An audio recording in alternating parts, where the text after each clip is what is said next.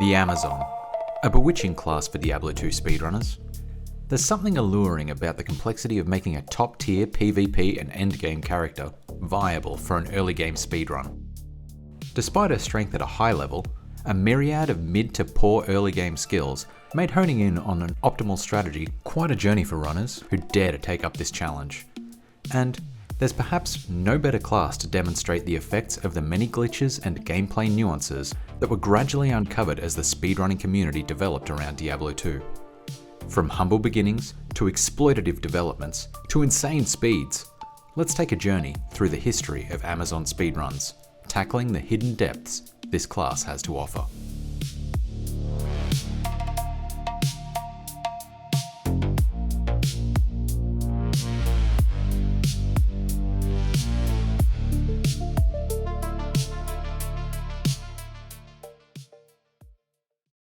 It was a slow start for Diablo 2 speedrunning in the early years, with a small few enthusiasts dabbling in pushing a basic route through the game as fast as possible.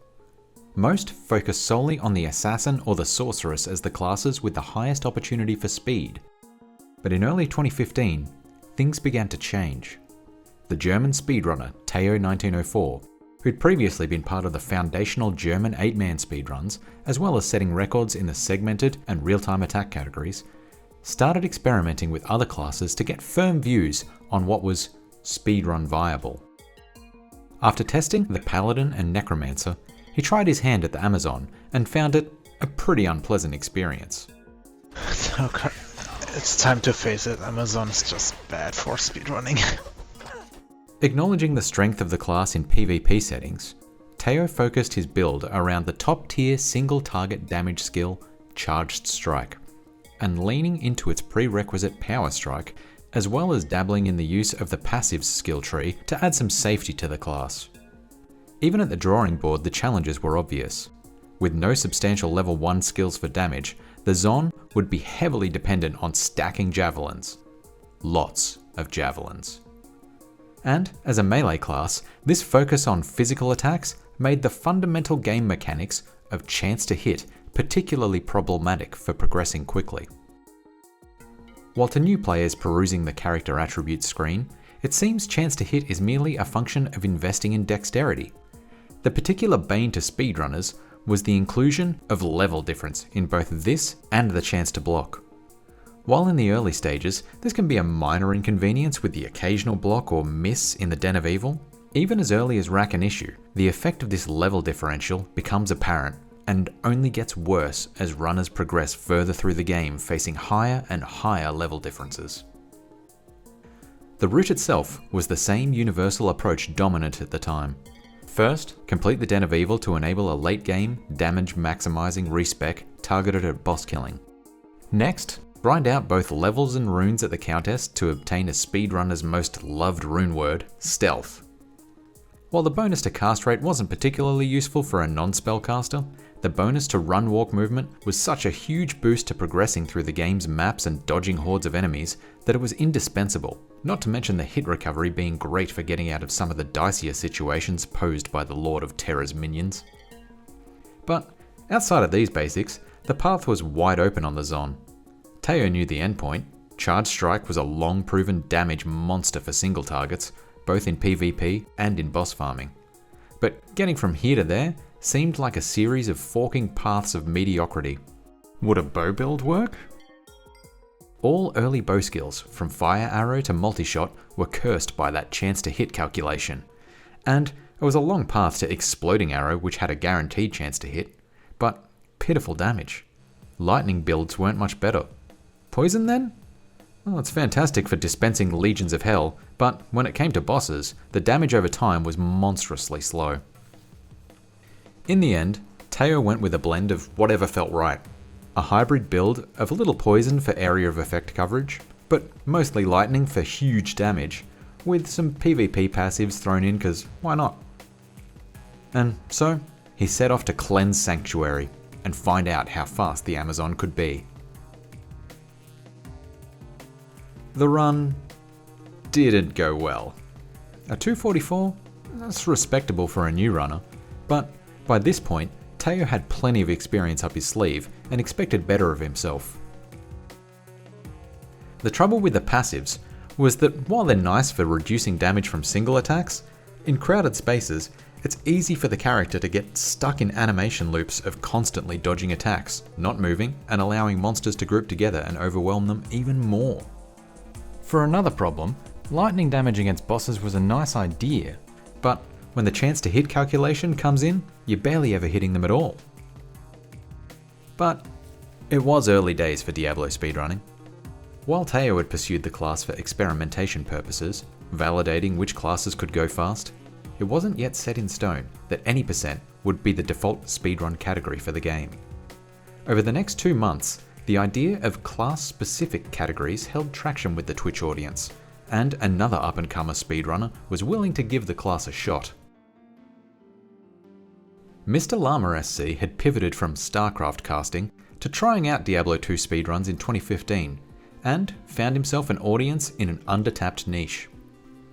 Building up a foundation primarily on the Sorceress, after a few months of streaming, he was trying out other characters much the same as Teao had done. With plenty of low-hanging fruit to be found across the board on class-specific runs, what better way to further boost your streamer cred than with some world records to your name? Llama brought similar ideas to the Zon as Teao, but leaned more heavily into Poison Javelin. While he hadn't quite learned the lesson of the dangers of speccing into the passive skill tree, the ability to hit and run with Poison Jav and avoiding the chance to hit calculation really made a difference, especially in Act 2. There was just that one problem of bosses.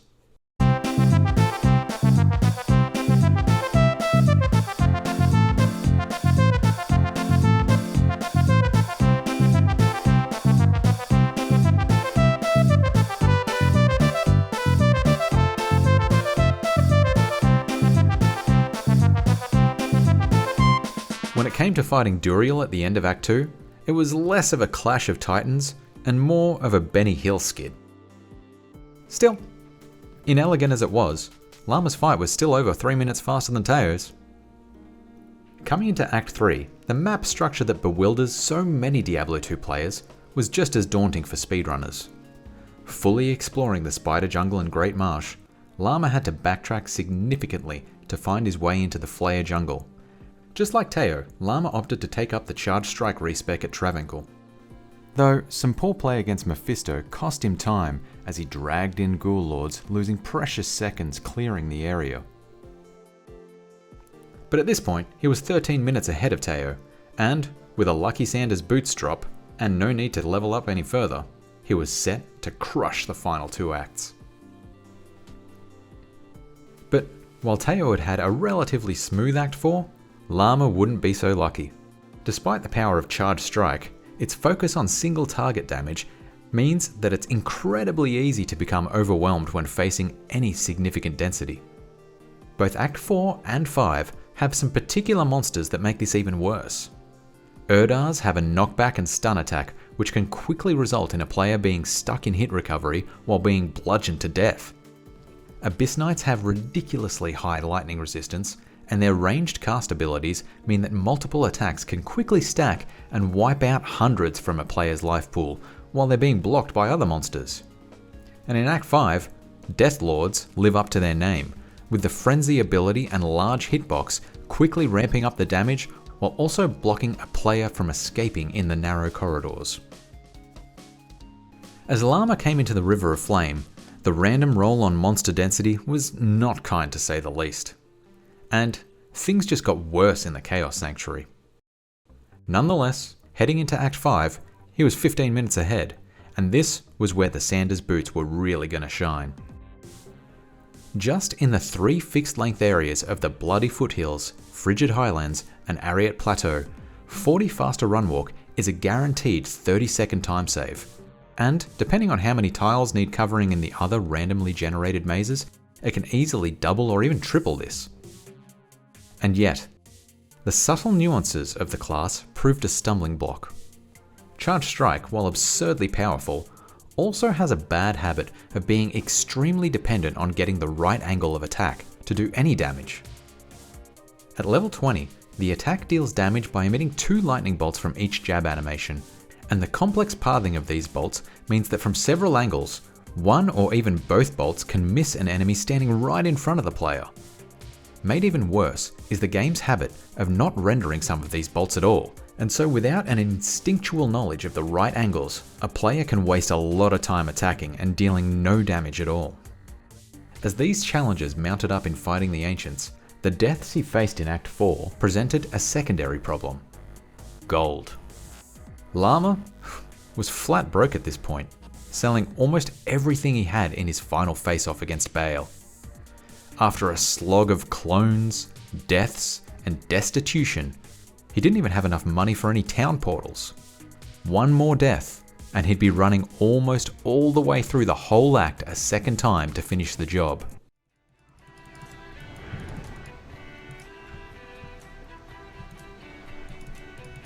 I have absolutely nothing to say about this. Except, wow. We did it! We killed him! It was a new record in the most dramatic fashion.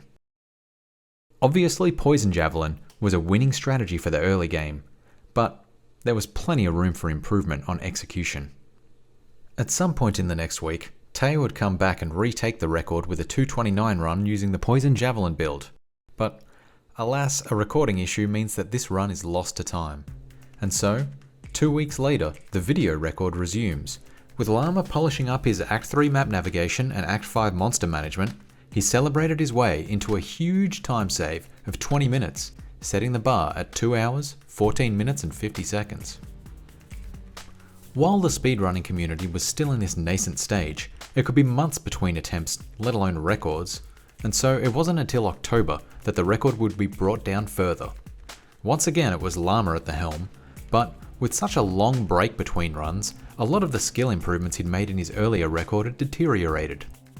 But with some amazing early shrine luck getting him to that critical level 6 threshold in less than 10 minutes, and much improved map navigation, the natural progression of general speedrunning skills more than made up for any character deficiencies. Though, of course, there were still some quirks in the game that are so rare even seasoned players are surprised to find them. I can't move! I cannot move! Despite a 2-minute time loss to this incredibly rare glitch, Llama brought the record time down another 5 minutes with a 2:09:31. But Teao wasn't going to let it lie. In late 2015, he had dominance of the Diablo 2 speedrun leaderboards, and he was ready to take on any challenge to any class. Having built up his own skill level over the months, he came back to the Amazon with a goal: sub 2 hours. His first serious attempt immediately paid dividends. Getting runes for stealth on his second run of the tower, it was a killer start, except for one thing: experience. While typically the tower is an excellent place to level up a character, with new boss packs spawning on each level giving a 500% experience bonus at a steady frequency, in Diablo 2 you can never escape from the whims of RNG. Depending on your luck, it's possible that tower levels will spawn only a champion pack, which only provides 2 to 3 monsters with a much smaller experience bonus who are harder to kill, and in rare cases, it's possible for no boss packs or even monsters to spawn at all. So why not run ahead and level up elsewhere? Well, the step up in monster health pools and the heavy mix of poison-resistant skeleton monster types in future areas meant that the time lost in killing these other packs more than offsets the physical progression through the game. And so, despite having the runes he needed, he kept running the tower, again and again and again. Finally, after 6 tower runs, he was confident to move ahead, and it was at this point that Teao whipped out the first exploit type optimization in the Amazon speedrun, a small harbinger of things to come: the stealth bug. While the early days of Diablo 2 had a few notorious bugs associated with gear, by the time speedrunning had emerged, the majority had been patched out of the game, and frankly most weren't applicable to an approach based on solo play from a blank slate character. But the ability to create rune words in gear you're wearing in spite of any requirements still had a few nuances that could prove advantageous. The stealth bug was achieved by creating the rune word in armor the player already has equipped while still below the level 17 requirement for the Tal rune. while the gear itself will show as unusable. The passive movement benefit is still effective in the game, with some caveats. The benefit only applies when the rune word is created, up until any point where the character's movement speed is checked in the game code, at which point the error is corrected. This means any case of hit recovery or transitions between map layers, through waypoints, town portals, or even stairs into different dungeon levels, will remove the benefit. So the question becomes, where's best to use this very brief exploit? Running through the towers out, as soon as you transition from the Black Marsh to the cellar, the benefit's gone. Similar for the jails or catacombs, and by the time you reach Act 3, you're likely level 17 already, so no benefit there. Ultimately, the best candidates are running through the overworld maps of Acts 1 and 2, where you can get time saves of 15 to 30 seconds between the Black Marsh waypoint and entering the jails level 1, or roughly a minute and 15 seconds between Lutger Lane and the Claw Viper Temple in Act 2. Given the Act 2 time saves are much more volatile, before even factoring in the extra time associated with inventory management and forgetfulness, capitalizing on those precious seconds in Act 1 was the method that most runners converged on in using this exploit. Now, a 30-second time save over a 2-hour speedrun might not seem like much, but it was indicative of the general attitude of improving playstyles and figuring out new tricks, not just relying on RNG to carry to a better time. Another big improvement in the run was save and quitting after reaching each of the objectives in Act 2, picking up the Herodric Cube, the Staff, and the Amulet. This is important because each time you save and quit and re-enter a game, all the enemies are completely respawned, which means more of those precious 500% XP boss packs, and much more efficient leveling up. Still, despite these optimizations, Teao remained 3 minutes behind Llama's time coming out of Act 2, where he hadn't quite gotten a handle on the Zon's playstyle. And even with the boss pack respawning strategy, he was struggling on levels as poor monster spawns left him rerunning the Act 2 Tombs of Tal Rasha when he got to the end of Act 3, just to make sure that he hit the critical level 20 that allows completion of the Ancients quest. After defeating Mephisto, with a 4-minute gap, it was clear that once you were roughly on the same skill level as another speedrunner, RNG would dominate any minor optimizations. Some nice maps in Act 4 and an amazing low-density Chaos Sanctuary made a huge difference and regained some precious minutes against Llama's time. While low monster density had cursed the run so far, by the time you hit the Chaos Sanctuary, you don't need to level anymore. It's all about getting through as fast as possible. Less monsters are less barriers to movement, less risk of death, and all around the difference between a dense Chaos Sanctuary and a sparse one can quickly add up into several minutes. But, of course, the critical time save was going to be right at the end of the run. Simply by avoiding the statue lock-in bug that Llama faced, Teao secured the record with a 2:07. But simply taking the top spot wasn't going to satisfy Teao. He had a goal of sub 2 hours, and he was sticking to it. A month later, he massively dropped his time. By continuing to optimize his leveling strategies, he was able to leverage being level 17 in the Duriel fight to have a greater chance to hit on lightning strike attacks, making the fight substantially less of a Benny Hill skit.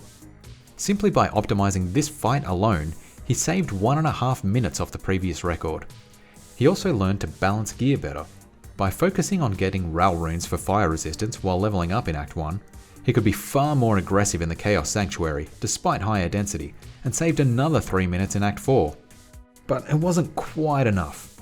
A couple of map reading mistakes in Act 5 left him just shy of his sub 2 hour target, finishing with a 2:01.05. And so, the grind continued. Over the next 2 weeks, Teao would continue record attempts on the Zon, sprinkling in races and other categories for a touch of variety.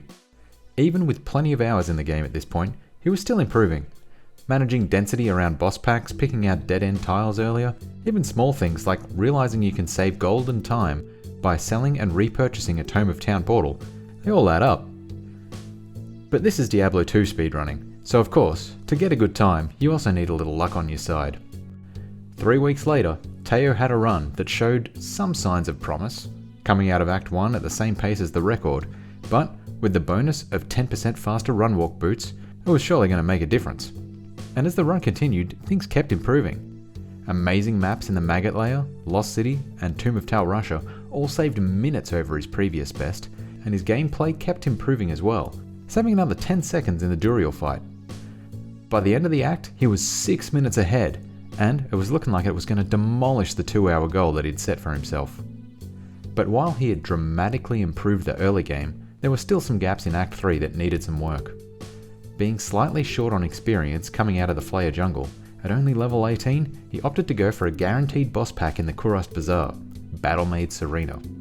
The trouble is, Serena is level 26, and since she outlevels the player by such a significant margin, she carries a 64% experience penalty at level 18, which severely limits the benefit of going out of your way to fight her compared to just fighting more regular monsters. It was a simple mistake to make. If he'd been level 19, the penalty would have been half as much and well worth the deviation. Serena's a staple in Players 1 Hell speedruns after all. But in this case, Teao was once again left scrambling for experience in the Kurast Causeway temples, and even dipping back into Act 2 to make up for the gap. Nevertheless, he'd managed to just maintain the 6-minute lead heading into Act 4. And unfortunately, the single Ral rune he'd gotten farming Countess wasn't enough to make up for the ridiculous mage density that he ran into. A rough entryway combined with forgetting the higher strength requirements on his boots saw him lose the extra 10 faster run walk that had been such a boon up to this point, and trying to solely rush the seal bosses rather than deal with the density wasn't helping things either. By the time he disposed of Diablo, he'd almost halved the lead that he had over the record. As he faced down the ancients atop the Ariad summit, another annoyance slowed him down: the hidden gear rolls on Madoc. With all his damage coming from lightning skills at this point, Madoc was always going to be the toughest to kill given his base 70 lightning resistance. But even though it's not visible to the player, the ancients also wear equipment, and the possibility of rolling extra lightning resistance on their armor can have an outsized impact when you're already starting with only 30% effectiveness. If Madoc rolls just an extra 10% of lightning resistance on his gear, that reduction from 30% to 20% effective damage means you're taking a third longer to kill him. And this is what Teao faced as he struggled to make sure that he didn't lose any more time and stay on track for that sub 2-hour goal that was so tantalizingly close. Running into the throne room, it wasn't looking great. But his execution in dispatching waves 1 and 2 and some clean drags using death strats to clear the other waves showed promise. All he needed was a clean Bale fight, and he had a chance. No clones, no deaths, just a smooth fight was all he needed for something that would surely have some staying power.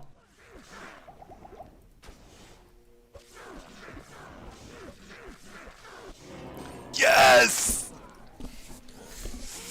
He'd done it. After 3 months of solid effort on getting the time down, Teao had hit his goal and secured himself against anything Llama could throw at him.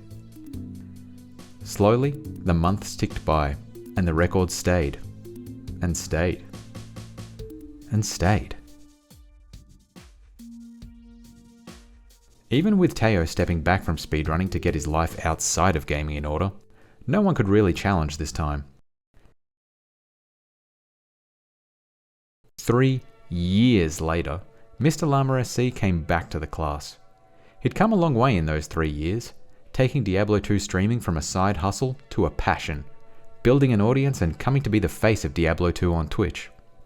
Having just dropped back to part-time work hours at his job, he was keen to keep building an audience and showing off his skills in what had been the foundation of his Diablo streaming journey: speedruns. With years more experience at this point, his skills had greatly improved. But were they up to the task of taking down a record that had stood the test of time? With some good rune drops early in the run, he decided to play a bit more aggressively, moving on to the barracks just as he reached level 10, opting for progression over leveling early in the run, and relying on better kiting of enemies through the poison cloud to bridge the gap. Which seemed to be paying off. Despite some terrible catacombs maps, he had a lead of almost 3 minutes at the end of Act 1, and it looked like there'd be finally some movement at the top of the leaderboard. But Teao's run had the benefit of faster run walk boots for Act 2 and 3, and keeping the lead wouldn't be easy. Despite some great maps, every step he took, the lead eroded a little more, and the extra time he'd spend checking boots for that magical speed boost would eat into it even more. By the time he reached the exit to the Arcane Sanctuary, he was already 40 seconds behind Teao's run, and overweighting mana potions over health potions on Duriel cost him another 30 seconds. Heading into Act 3, the lead had completely switched from 3 minutes ahead to 2 minutes behind. A Flayer skip saved him from losing any more time, and Llama knew that the opportunity lay in the final 2 acts, where Teao had lost the run speed benefits after his respec. Unfortunately, Llama's luck wasn't much better, hitting some big density roadblocks on the River of Flame and a very dense chaos. Still, some innovative ways of dealing with the density helped, and he clawed back a precious 10 seconds, keeping the record within reach as he hit Act 5. With the time loss Teao faced to Maddox's lightning resistances and rough Worldstone Keep maps, now was his chance. Unfortunately, it seemed Llama's propensity to switch around on characters had left him with some large blind spots on the right angles to hit to avoid the annoying pathing on the charge bolts. Where Teao could 2-shot Colenso, Llama took 6 and had a rough time killing Wave 1, and was similarly slowed down on Wave 2. Still, as he ran in to fight Bale, he had substantially narrowed the gap, less than 30 seconds behind Teao. A clean fight, and he could still be in with a chance. But such a time save needed the good angles that Llama had been missing, and he didn't make it. Teao's record held strong. Knowing he had a good pace in him, Llama would pivot to trying to take the hardcore record, which had stood at 2 hours 4 minutes since mid-2017, and put in a solid week of attempts. Still, he couldn't pull it off. Without wanting his content to get stale and sticking with his usual style of keeping things varied, he pivoted off the class for a couple of months before coming back in July gunning for the hardcore record once again. After a few days of runs, he managed to lock in, avoid any deaths, and get a clean Act 4. But while it was enough for the hardcore record, it still wasn't going to cut it for the overall best time, closing out the run, snagging a minor victory with a 2:02:47. Getting some confidence in the class, he submitted the run for exhibition at GDQ, hoping to show off another class and share the joy of variety that running this game offers. But while Teao had wound back on his speedrunning, he wasn't gone from the scene, and he certainly wasn't going to take losing one of his records laying down. Over the next couple of months, he'd have a few attempts to get the hardcore record back, and on the 8th of October 2018, he hit on a blazer. With a couple of early experience shrines and great maps throughout Act 1 and 2, he was 8 minutes ahead of the record coming out of Act 1, and extending that lead through a First Way Arcane Sanctuary. Despite, or perhaps because of Llama's stumbles, Teao had a good idea of what he thought was possible in the run. I think the Amazon can do 1 hour 55, maybe even just 150. The trouble was, by blitzing through the maps this quickly, his experience was taking a hit, and a desperate scramble for levels in the Tomb of Tal Rasha ate away at his lead. But his good fortune returned in Act 3. Coming into a marsh skip off the Spider Forest, he saw every speedrunner's ideal monster spawns for experience. Huge density of soul killers, more colloquially known as blue dudes. With an average experience to life ratio rivaling Act 2 beetles, on top of commonly spawning with huge density, by the time he was entering Lower Kurast, Teao was exactly on pace with the 158, while also having a slight lead on levels. Taking another calculated risk by deliberately not forcing level 20 prior to Mephisto, he swept through Act 4 and carried a 3-minute lead into Act 5. But as he fought the Ancients, things started to look desperate. With only enough gold to buy about 20 potions, and Bale spawning a clone with multiple crits, the fight looked like it was getting away from him. As Teao vended all his gear, it still looked like a shoo-in for the hardcore record, but the overall fastest time was at risk. Recomposing himself, he found some great angles of attack, managing to pick off the real Bale under high pressure and took both the overall class record and smashed Llama's hardcore record while he was at it. We did it! Yes!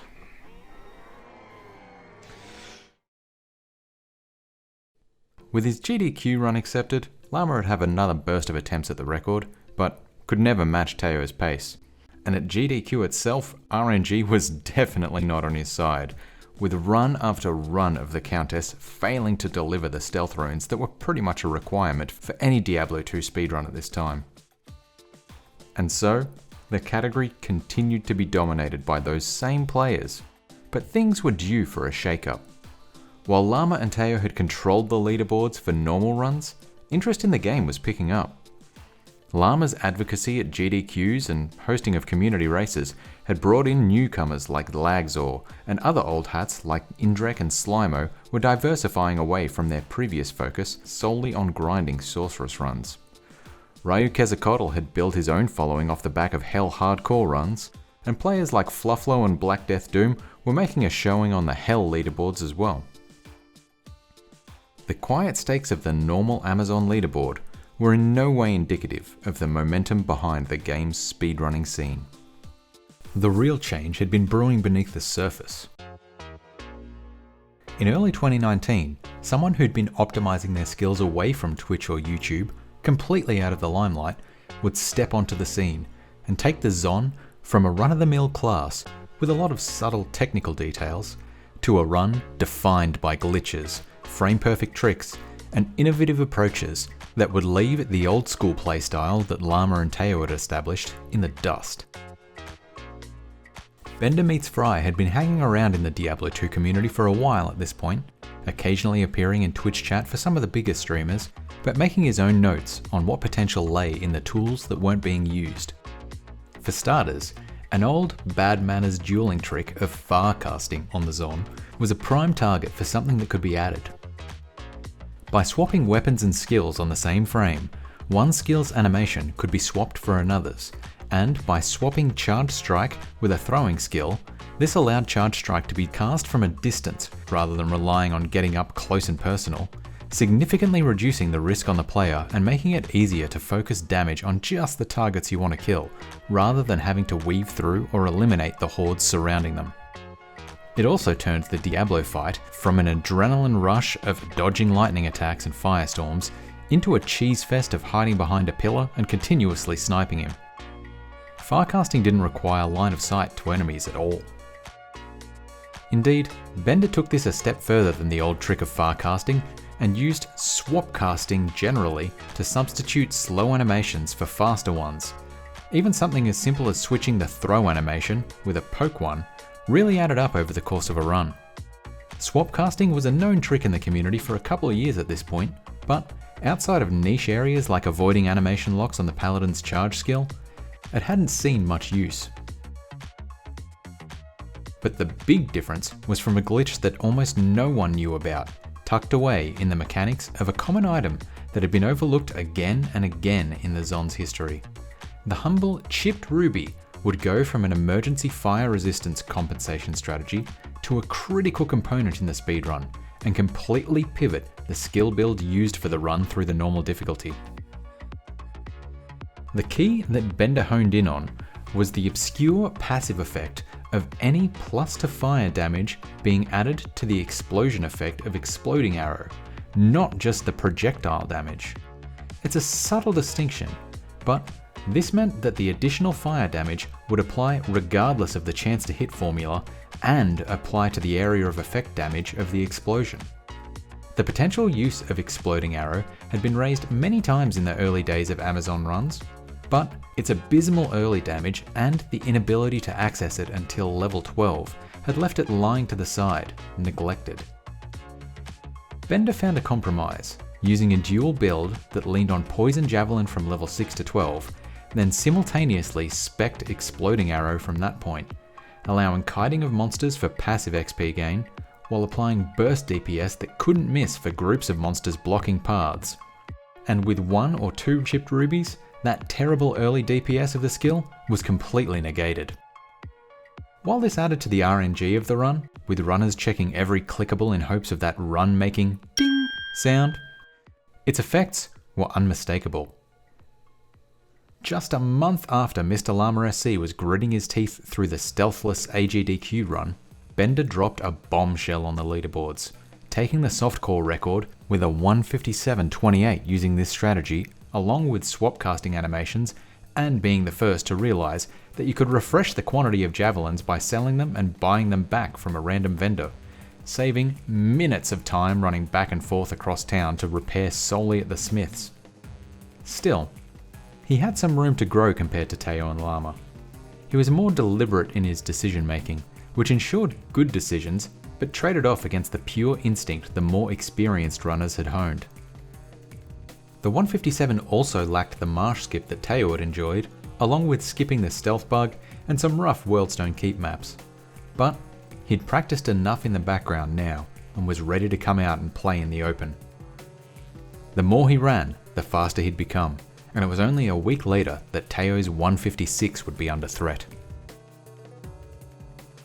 With a relatively quick level 6 and some great XP shrine luck, he'd come into Act 2 slightly behind Teao on time, but ahead on levels.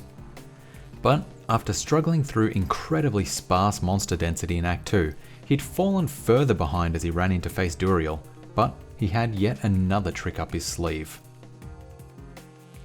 Paying deep attention to the subtle hitboxes of the room, Bender had discovered the ideal cheese for Duriel, leaving him helplessly running in place like a hamster in a wheel while he safely plugged away with Exploding Arrow, a strategy that never would have worked with the old poison build.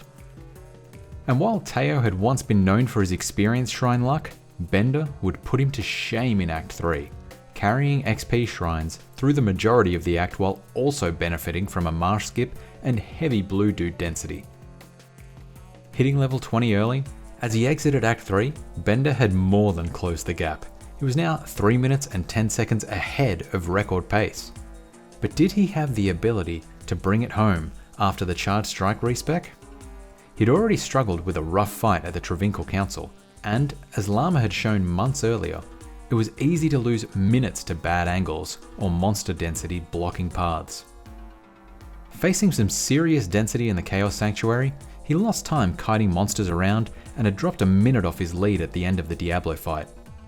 But the far casting was really making a difference at this point. There was no contest. Completely avoiding any attacks from Bale made the fight a breeze and saved a minute and a half in this alone, on top of the benefits during the Ancients fight and Bale waves. Closing out the run with a time of 1:52:15, it was clear that a new era for the Amazon speedrun had arrived.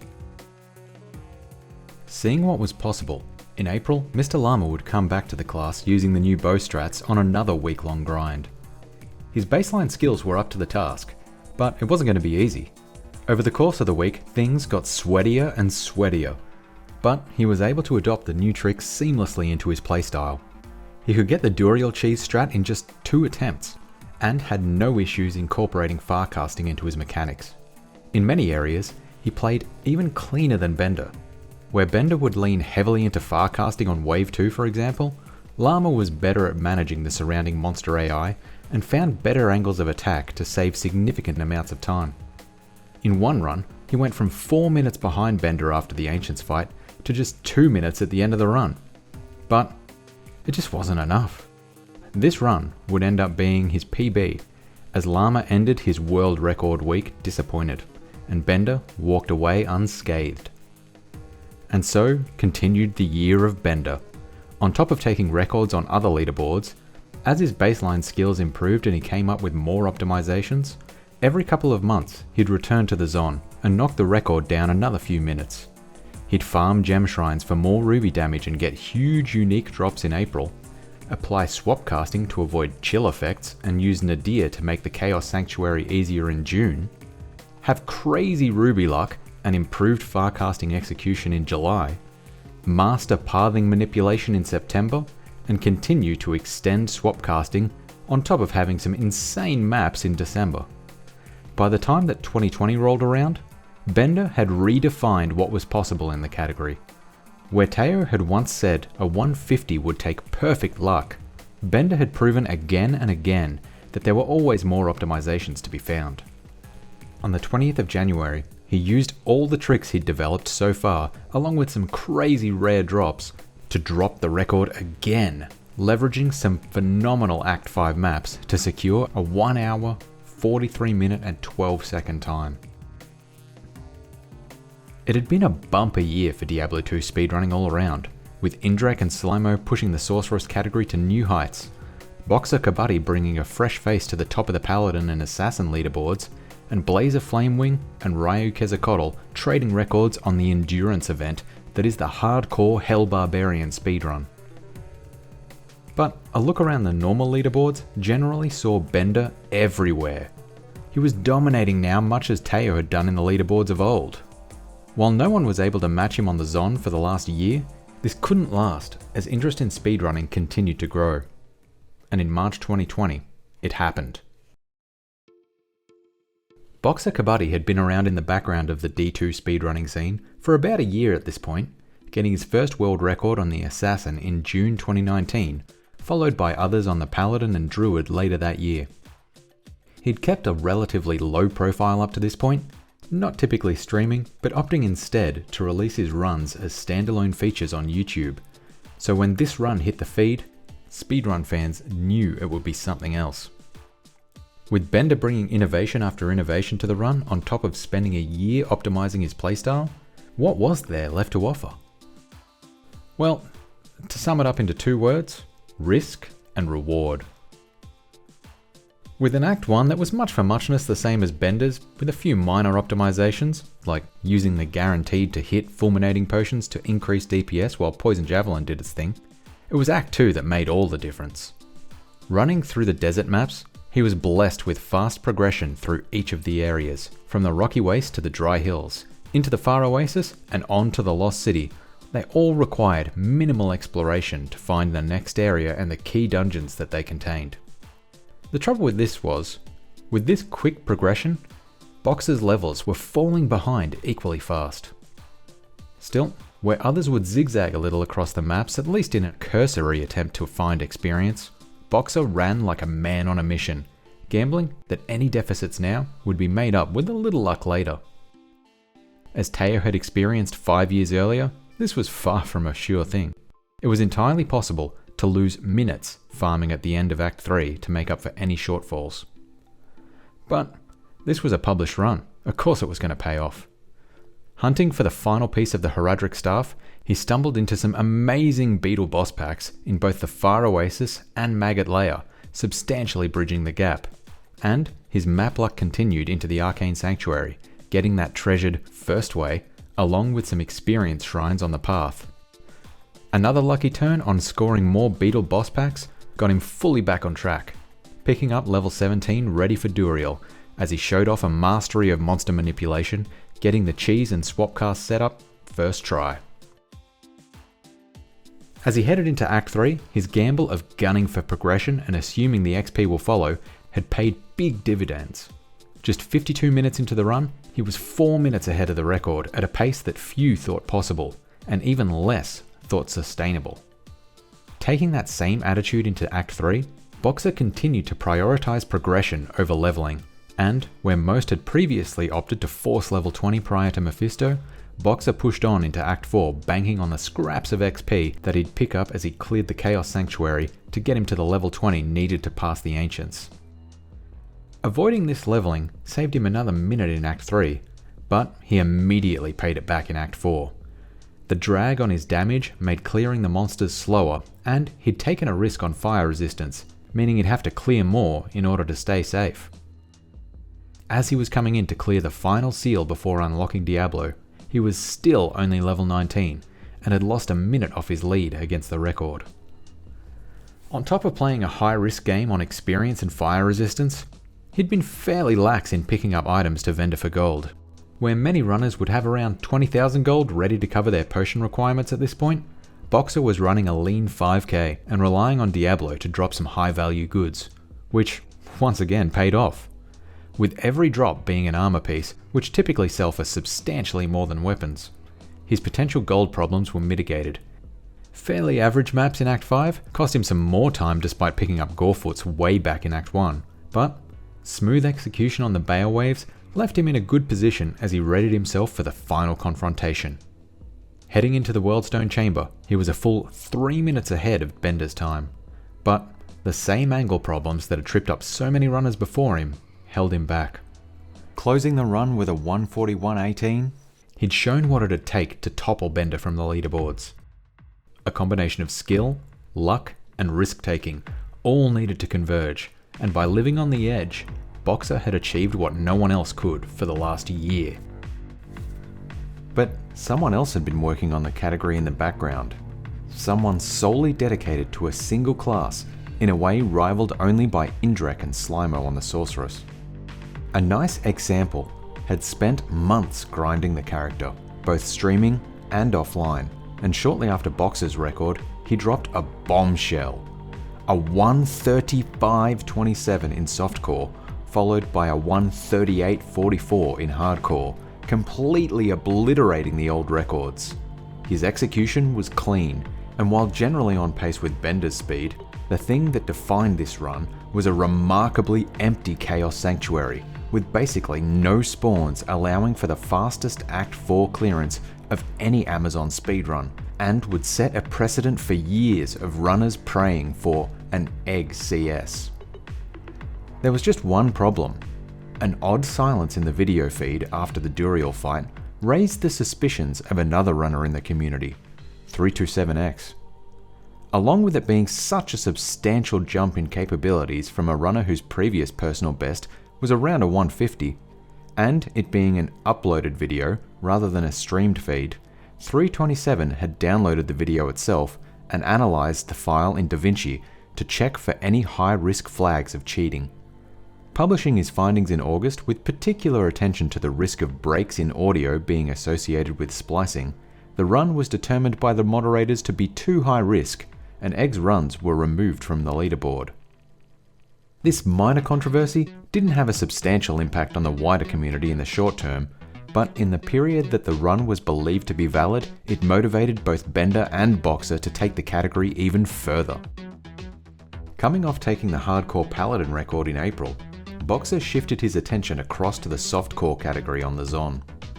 He'd already taken the arguably more challenging hardcore category to new heights, and with Egg's time standing as a challenge, it seemed like a sub 140 was definitely possible. Essentially running a repeat of his hardcore record, he continued to lean on the high-risk strategy of prioritizing progress over experience, and this time he was really pushing it. At only level 16 fighting Duriel, he'd need something special to get close to Egg's time. And then, Duriel dropped it. Sanders' boots. The only trouble was, they have a requirement of level 20 before they can be equipped, and Boxer wasn't getting that anytime soon. Still, there were time saves to be had. On top of his focus on progress, Boxer was a master of tile reading, being able to pick out what was a dead end or a fork in the road or an exit from the barest reveal. Where many would pick the hint of a tile behind the entryway in the tomb to be a wraparound path to the orifice, Boxer knew it was a turning tile.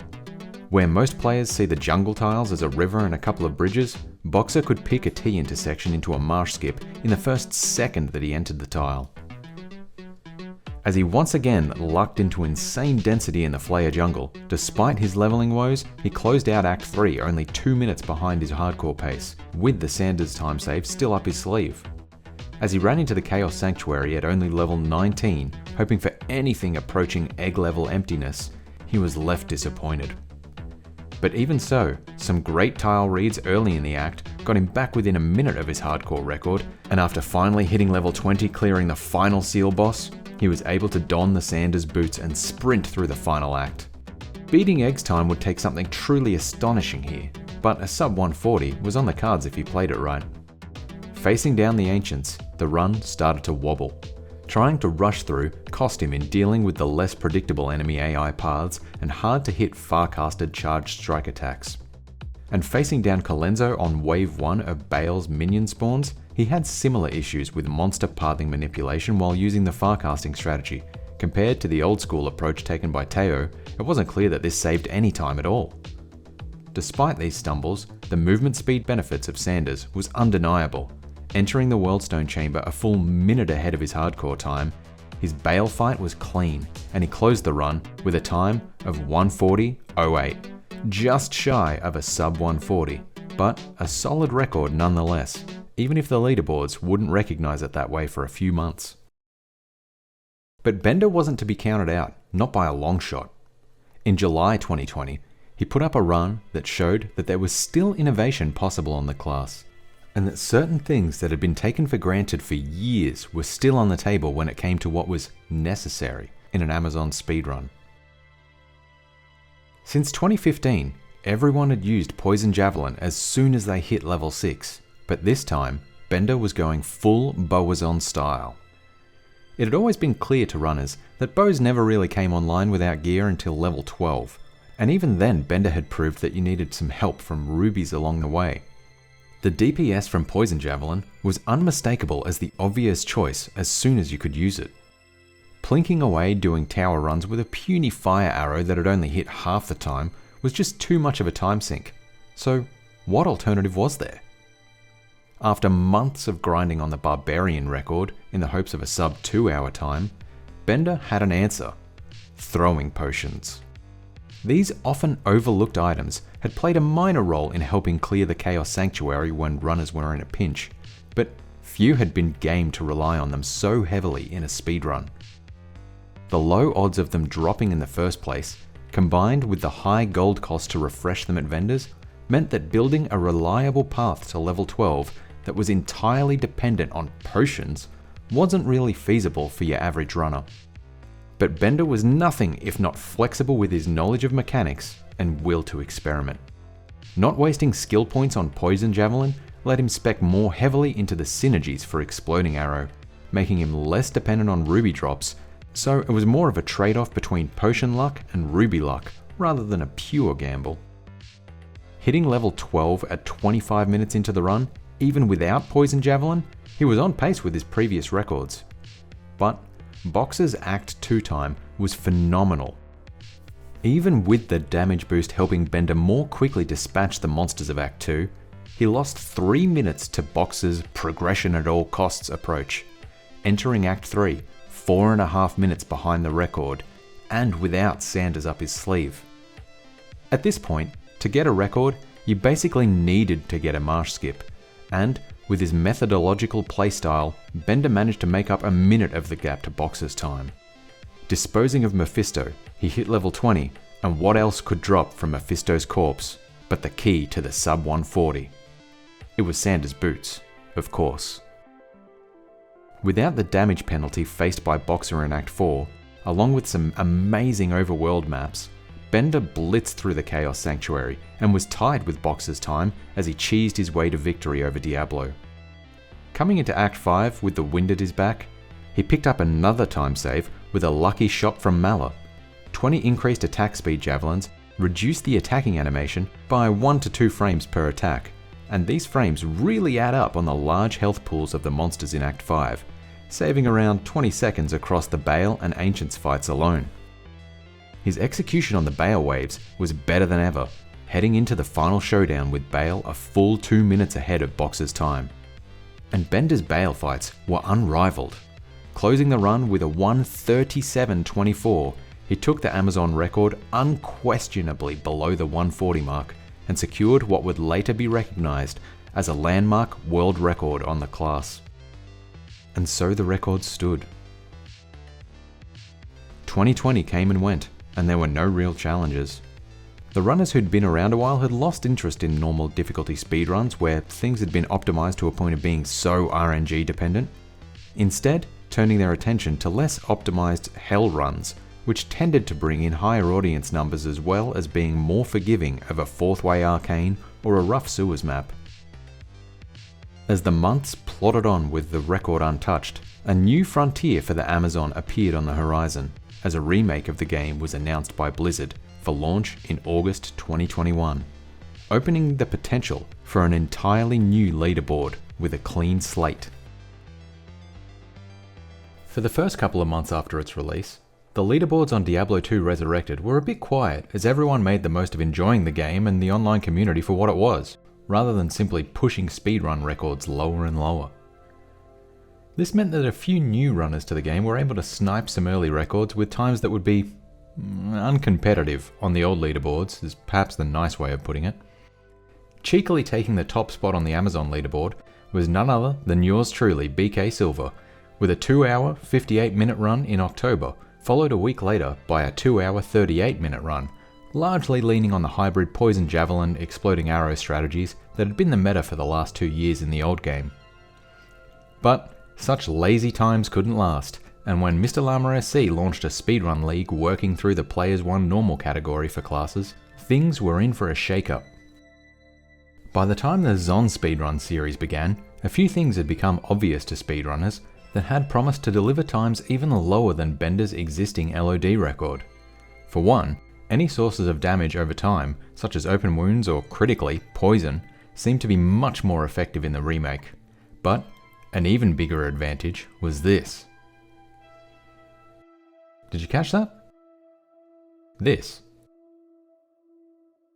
As a part of addressing player feedback about long loading screens, in the early patches of Diablo 2 Resurrected, it was possible for players to move their character in the black screen when they reloaded from the character select menu, and since Diablo speedruns were timed with a load screen remover, this ability to move through the game without being timed was a huge advantage. It meant things like farming shrines to guarantee experience or damage bonuses was far more feasible than it had been in the old game, and the compounding benefits from those boosts could really add up over a run. Not to mention the quality of life additions added in the remaster, like control clicking stats to put in increments of 5 or shift clicking gear to equip it, also made a difference. Micro benefits like these were easy to overlook in watching a speedrun, but effective inventory management, especially while moving, can add up to minutes over the course of a 2-hour run. But that's not to say it was all upside. Where over recent years the Zon run had come to be one of the most technical Diablo 2 speedruns as a result of all the exploits that had been introduced, in the remaster these had almost all been patched out. Swap casting and far casting were gone, bringing back the challenge to boss fights like Diablo and Bale, and making Bale's second wave incredibly painful with the combination of Decrepify and Chill slow effects, which rendered Charged Strike almost completely useless. And Diablo and Bale weren't the only tougher boss fights. All the terrain hitboxes in Duriel's chamber had been tidied up, so it was no longer possible to cheese him into running on the spot. It was back to stand and deliver high DPS fights, or Benny Hill farcical kiting. Still, the fire damage plus exploding arrow exploit remained, so in the end it would come down to balancing how these version differences would offset each other. Prior race events had seen record times minutes below what stood atop the old leaderboards. Would the Zon follow suit? The first runner to take his shot on the race was MacB. He'd been around the scene for a while at this point, with top 3 positions across the leaderboards of the original Diablo 2, even getting second place for the normal Zon just behind Bender in a run from October 2021 that unfortunately was lost to the Twitch VOD purge of 2025. Continuing with the hybrid strat of poison javelin plus rubies in a bow, for a first run, it was a hell of a start to the race. Getting his runes early and with great leveling time, MacB showed a mastery of positioning his poison javelins for maximum effectiveness. With an Act 1 below 30 minutes and some great faster run walk boots in the form of Gorefoot, the race was on. Still, his Act 2 wasn't doing him any favours. Fully exploring all the desert maps was putting him off his game. But even with a third way and no Duriel cheese available, as he entered Act 3, he was ahead of the record, and not far from Box's insane Act 2 splits. Coming into a marsh skip in Act 3, Gorefoot's continued to pay dividends, and he extended his lead over the old LOD record by another 2 minutes. But Zon runs live and die in the Chaos Sanctuary, and as he worked his way through the wings, things slowed down dramatically. Oh boy. Is this it? Or a MacLab survive? In the LOD record, Bender had an extra 20% of faster run walk over MacB here, and without farcasting, being able to clear the seals was much more painful in the new game. Fortunately, one cheese in the Diablo fight still remained, an old favourite from the LOD Barbarian runs. Getting him positioned correctly on the corner of a pillar meant that you could deal damage to him while being completely protected from his most devastating attack, the lightning hose. While it took more time to set up than the old farcasting method, the time loss in this fight wasn't substantial. Nonetheless, as MacB journeyed to Herogoth in Act 5, he was now tied with Bender, and being doomed to lose time in the lack of Sanders, he still had one trick left up his sleeve to bring the class record in the remaster below that of the original. Wave skips. Shortly after Bender set his record in 2020, runners honed in on a curious glitch that happened in an Amazon run from Vitruth. Crossing the threshold from the hallways into the main hall of the Throne of Destruction at just the right time stopped Bale from spawning a given wave of minions.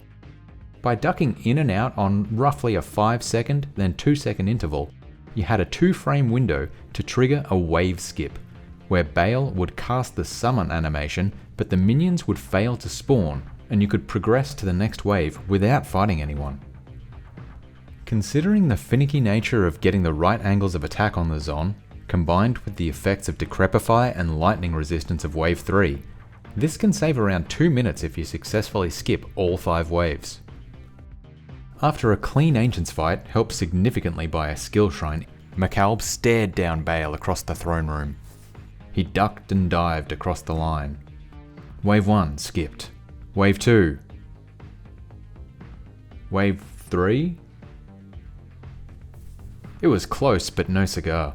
Closing in with a time of 1:39.58, he did beat his personal best, but it wasn't enough to knock down the original game's record for the fastest Amazon through normal.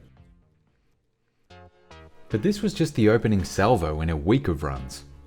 It being the week before Christmas and the last race in the series, most other high-tier runners like Kano or 327X were sitting out of this race. Bender, Boxer, and MacB were the real driving force, but in the first few days, neither Boxer nor Bender could top MacB's time. But then, on December 23rd, MacB hit gold. Matching his amazing Act 1 and 2 times with fast runes and great shrines in the Black Marsh that he could quickly reset for the benefit of boosted XP and damage, along with the First Way Arcane Sanctuary, things were looking great until the Act 3 jungles.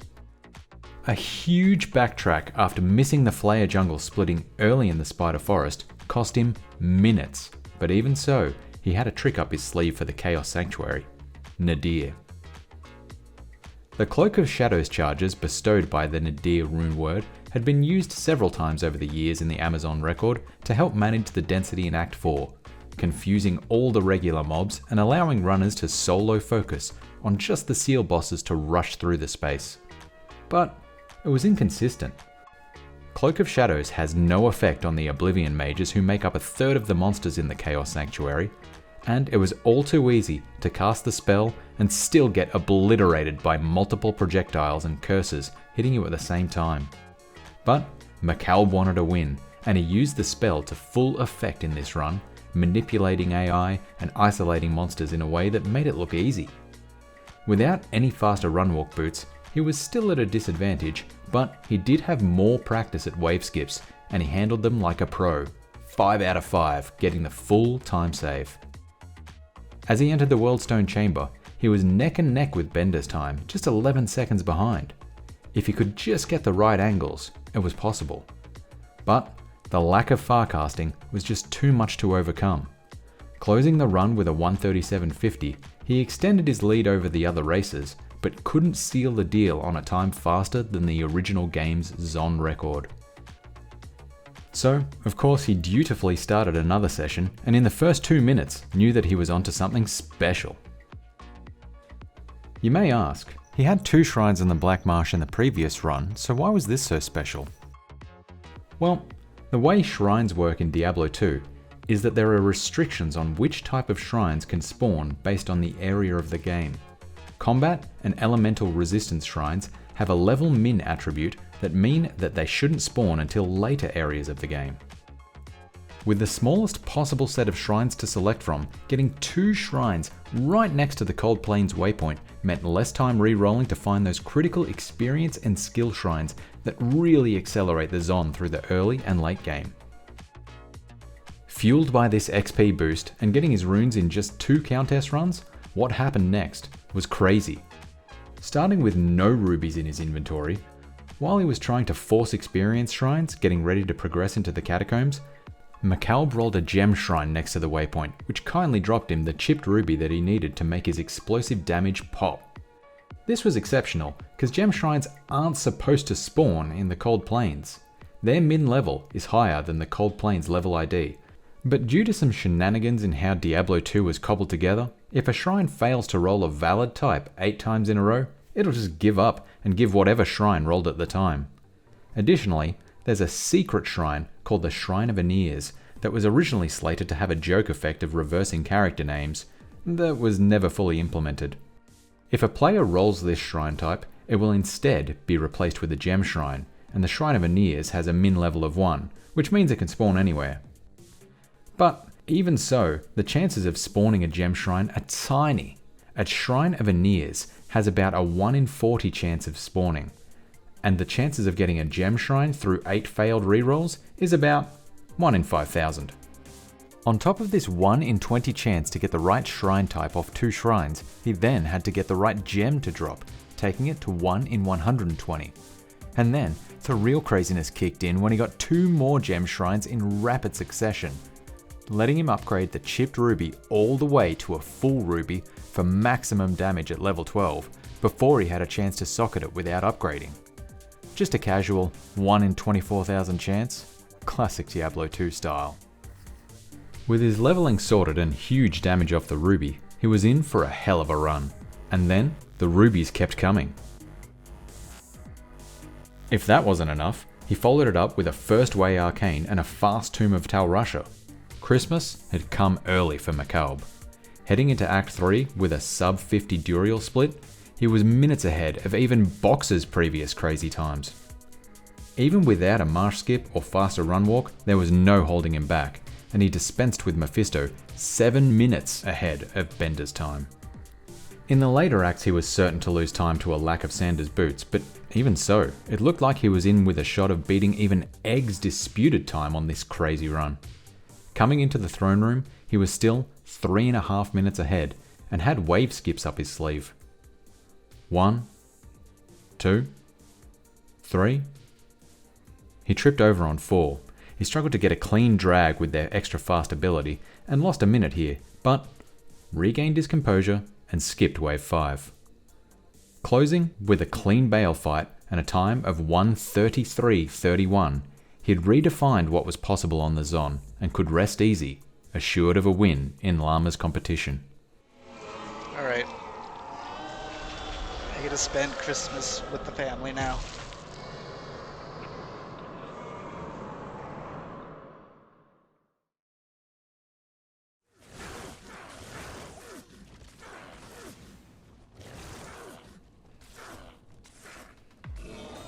Bender was a machine. He'd kept running after MacB had seemingly secured victory and shown him up once again. How could he do it? MacB's run was crazy. What could Bender do to possibly match it? Well, there were 3 things. Advantages in the load time movement exploit, similar Ruby luck, and absolutely cracked maps. For the load time exploit, Bender had had some issues in optimizing his game loading times at the launch of the remaster, and while that had made the game less enjoyable to play, the extra couple of seconds of black screen movement on each load gave him a slight edge on MacB's more optimized rig. Even with only 1 shrine at the Cold Plains waypoint, these 2 seconds quickly add up into a couple of minutes over the dozens of save and quits in the course of a speedrun. Despite having terrible rune luck at the Countess, leaving him 8 minutes behind MacB coming out of Act 1, Andariel was incredibly generous in dropping him both a ruby and a chipped ruby, leaving him fairly close to MacB's damage output heading into Act 2. And then, the map luck kicked into gear.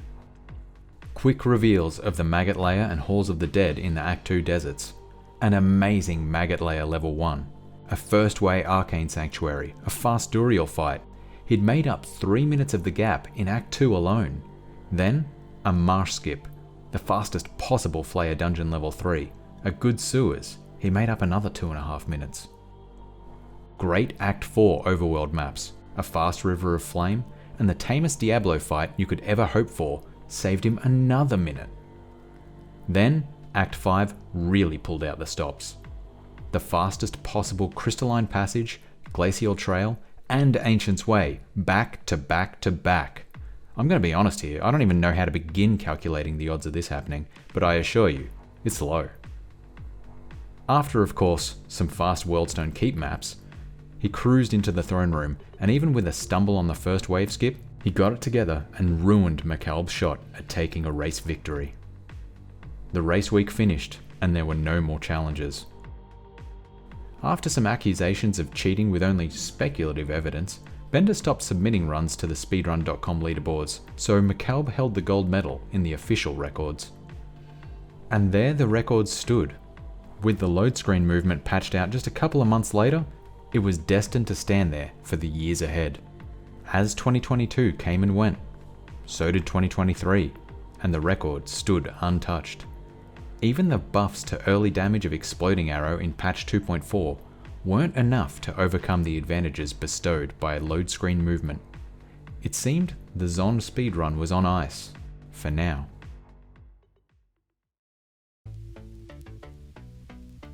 But this wasn't the fastest Amazon speedrun through normal. Since the start of Diablo 2 speedruns, the default category had always been in a simple setting. You boot up the game and play through with no console commands or settings manipulation. But there was another way. By inputting /players into the chat console in single-player games, you could simulate the difficulty of assisted online co-op, which would boost experience granted by monsters on death, in addition to increasing their life pools and damage output. Intuitively, this shouldn't make any difference in how fast the game plays. Experience gain scales exactly in line with monster life pools, so there's no free lunch on that front. But the ability to maximize experience gain per encounter really made the difference. With unique monster packs already getting a 500% experience boost, effective use of the player's count setting turns fighting one boss pack into the equivalent of 20 normal groups of monsters, leveling up quickly without all the dead time hunting around maps trying to find groups or repeatedly save and quitting to refresh monster spawns. Where a good player's 1 Amazon run would typically hit level 6 around 10 minutes into a run, and an amazing run would get it in 8.5 minutes, a typical player's X run would get it in less than 7.5 minutes, and from there, things accelerate as damage output scales faster than monster life pools at this rate of leveling. It was using these strategies that Indrek got the first sub 1 hour real-time attack Diablo 2 speedrun on the Sorceress in 2019, and new leaderboards for the category were established as category extensions, though leaving players 1 runs the default for the leaderboards. And so it was, in February 2019, that the Californian runner Black Death Doom, known in the community as BDD, stepped up and completed the first Amazon Players X run. BDD had been in the community for a couple of years at this point, largely running the Hell categories, though dabbling in other runs from time to time. He wasn't afraid to try new things, completing the first Players 8 Amazon run all the way through Hell in November 2018 in a marathon 11 hours. Stepping across to the Players X normal run was a breeze. Following a skill build that was in line with the early years of Amazon runs, leaning on a Lightning Strike Poison Javelin combination, he found the build much more reliable as the accelerated leveling greatly improved his chance to hit. As with so many first runs in categories, there was a fair share of trip-ups and bad luck. Missing 3 Fallen at the start of the Den of Evil, getting all the way to the Claw Viper Temple with no waypoints, but perhaps most egregious of these was the decision to force 20% increased attack speed javelins from Mala at the start of Act 5. As mentioned in Bender's Players 1 record, a 20% increased attack speed does make a noticeable difference in the Zon run, about 20 to 30 seconds in Act 5. But coming from a history of Hell runs, where the benefits have much more time to accrue, may have warped BDD's perception of the gains to be had. Again and again he reset Mala in the search of javelins, and again she failed to deliver. At BDD's level, there was a 1 in 43 chance of any given set of javelins rolling the affix he wanted, and with Mala selling 2 to 3 sets per shop, at 6 seconds per shop, this was clearly a negative expected value bet. But it was the first run for the category, so what was there to lose? As the bad rolls came up again and again, BDD stuck his heels in further, and finally, after 3 minutes, he eventually got what he wanted. 3 minutes spent to save 30 seconds. It was certainly a lesson for later runners. Still, he established a baseline for the class. he forced level 22, giving him a 50% increase in his damage through Charged Strike, which made a big difference in the later acts when facing Mephisto, Diablo, and Baal. He closed the run, bringing in a time almost 15 minutes faster than the Players 1 record at that date, with a 1:40:15. But the category was still obscure. It would take a few months for someone else to pick it up and see what was possible, and in April 2019, who else but Bender would have a crack? Warming up with a 1:50:57, Bender brought in the exact playstyle he was contemporaneously using on the Players 1 run and promptly reset for another crack at the record. Leaning on plus to fire damage from rubies and charms to fuel an exploding arrow build for the mid-game, he got to level 12 in just 16 minutes and was able to use it for its full potential much earlier than in the standard Players 1 runs that he'd been grinding.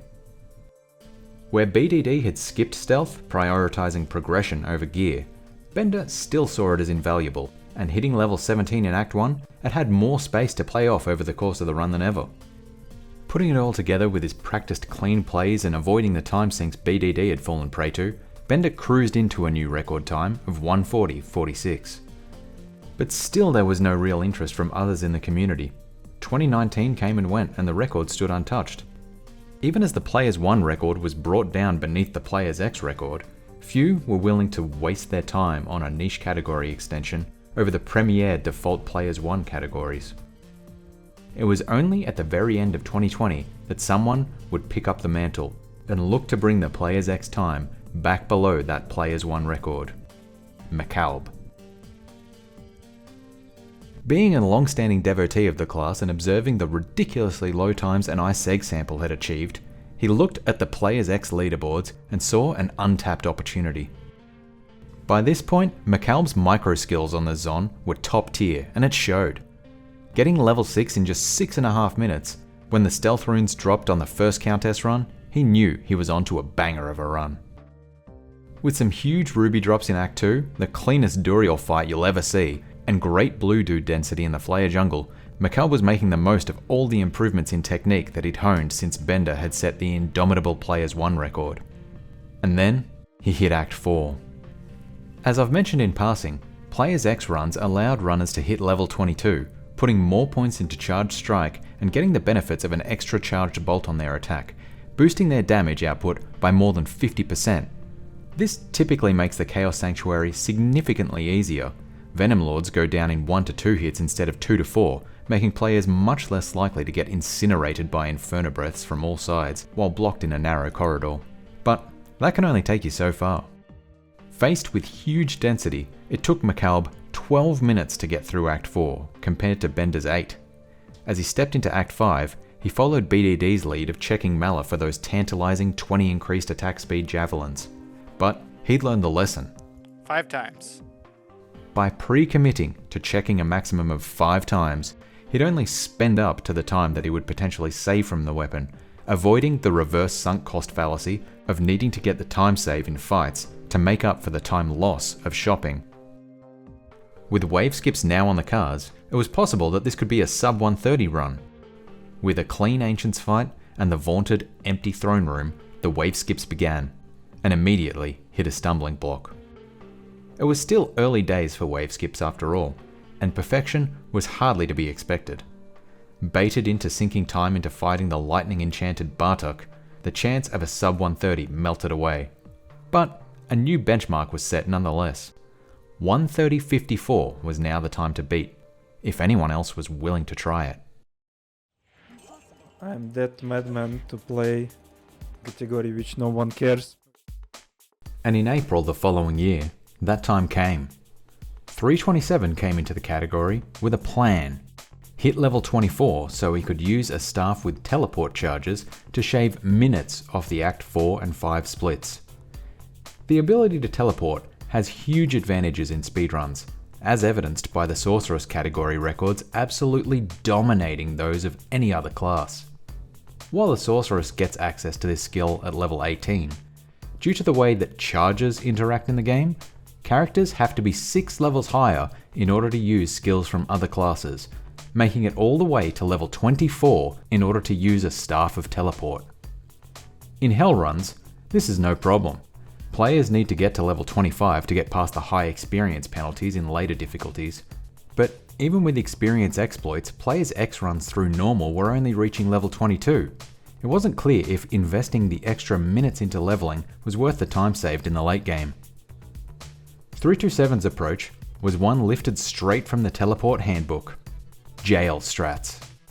In 2020, in pursuit of the first sub 1 hour real-time attack normal speedrun on the Sorceress class, that was a mouthful, the runner Slimo had demonstrated that forcing a specific map layout in the jails that always spawns champion Dark Ones allows a character to level up to level 18 more efficiently than in any other location or any other strategy, allowing the Sorceress to unlock teleport in the first half hour of the game and to blitz the remainder. But for the year or so after this had transformed the Sorceress leaderboards, it hadn't really seen application anywhere else. 327 saw this as an opportunity. First, to provide the experience base he needed to hit that crucial level 24 later in the run, and secondarily, to allow him to lean even harder into the bow strats that had taken over as the meta on the Amazon leaderboards. Because Dark One spawns are sufficiently early in the game, it's possible to efficiently kill them without using any specific class skills. Just pick up some strangling gas potions on the way, and that'll do the job effectively enough. This meant 327 could spec more heavily into the synergies for Exploding Arrow, rather than having to lean on Poison Javelin as earlier runners had, making farming later acts and fighting bosses more effective. It was just a matter of getting the right map. Rushing straight to the jails after completing the Den of Evil, eschewing the Countess and Stealth runes altogether, things looked like they were lining up perfectly with the exact map layout that 327 needed. Just, the monster types were wrong.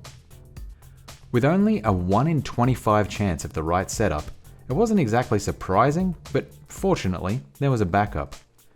By using the old TCP/IP private server gaming functionality available in the original Diablo 2, consistent with online play, each time a private game was set up, it would re-roll the maps. As 327 rolled and rolled again, the default minimum load time of the TCP/IP connector ate away at the potential gains from the teleport staff. After nearly 4 minutes of resetting, he finally hit it.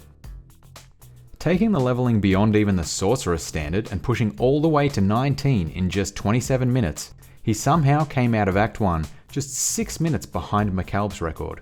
And, while the lack of stealth was punishing, Andariel was nice enough to drop Hasara's boots, with almost enough faster run-walk benefits to make up the difference. Avoiding the bad maps that had dragged MacB's Act 2 down, and lucking into a first-way Arcane Sanctuary, by the time he was facing off with Duriel, the lead had flipped. He didn't even bother with the cheese strategies, and instead lent on a higher level mercenary's larger life pool and buffed defense stats to tank Duriel's damage while he fired on him from a safe distance. As he stepped into Act 3, it was time to put the teleport strats to the test. There was just one problem. How the hell was he going to get a star for teleport? He'd been saving chip gems up to this point, and using the Herodric Cube recipe of 3 chip gems plus a magic item, creating a new socketed magic item of item level 25, it did carry a minuscule chance of rolling with the of teleportation suffix, but it didn't pay off. The backup of simply buying a similar star from Ormus was the typical approach used in Hell speedruns, but in his rush to Act 3, 327 hadn't picked up enough other items to sell to be able to afford anything but the most bare bones of teleport staves. As he checked, again and again, it seemed that the backbone of his strategy wasn't going to pay off. And yet, somehow, with all the time sunk into rolling and shopping, some lucky rune drops in the act had given him the stealth that he'd notionally abandoned by avoiding tower runs. And as he landed the killing blow on Mephisto, he was still 2 minutes ahead of MacB's time. With the extra faster run walk from Hasaris, a new record was still on the cards, but it wasn't going to be easy.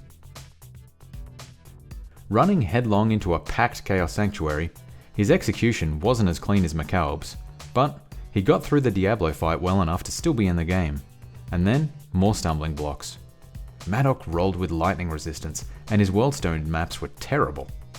But, as he ran into the throne room, there was a moment of relief. It was nearly completely empty. Without needing to clear the room first, he went into wave skips 2 minutes ahead of MacB, and once again, it looked like a sub 130 was on the cards. But, once again, it was Wave 3 that messed it up. First, he was too late in getting the skip, and then too early. Rather than fight them like MacB, 327 simply dragged them out of the room and didn't bother trying to skip waves 4 and 5 at all. At the end of a messy bail fight, he'd taken the record, but just missed that 130 benchmark, closing out with a time of 130.06.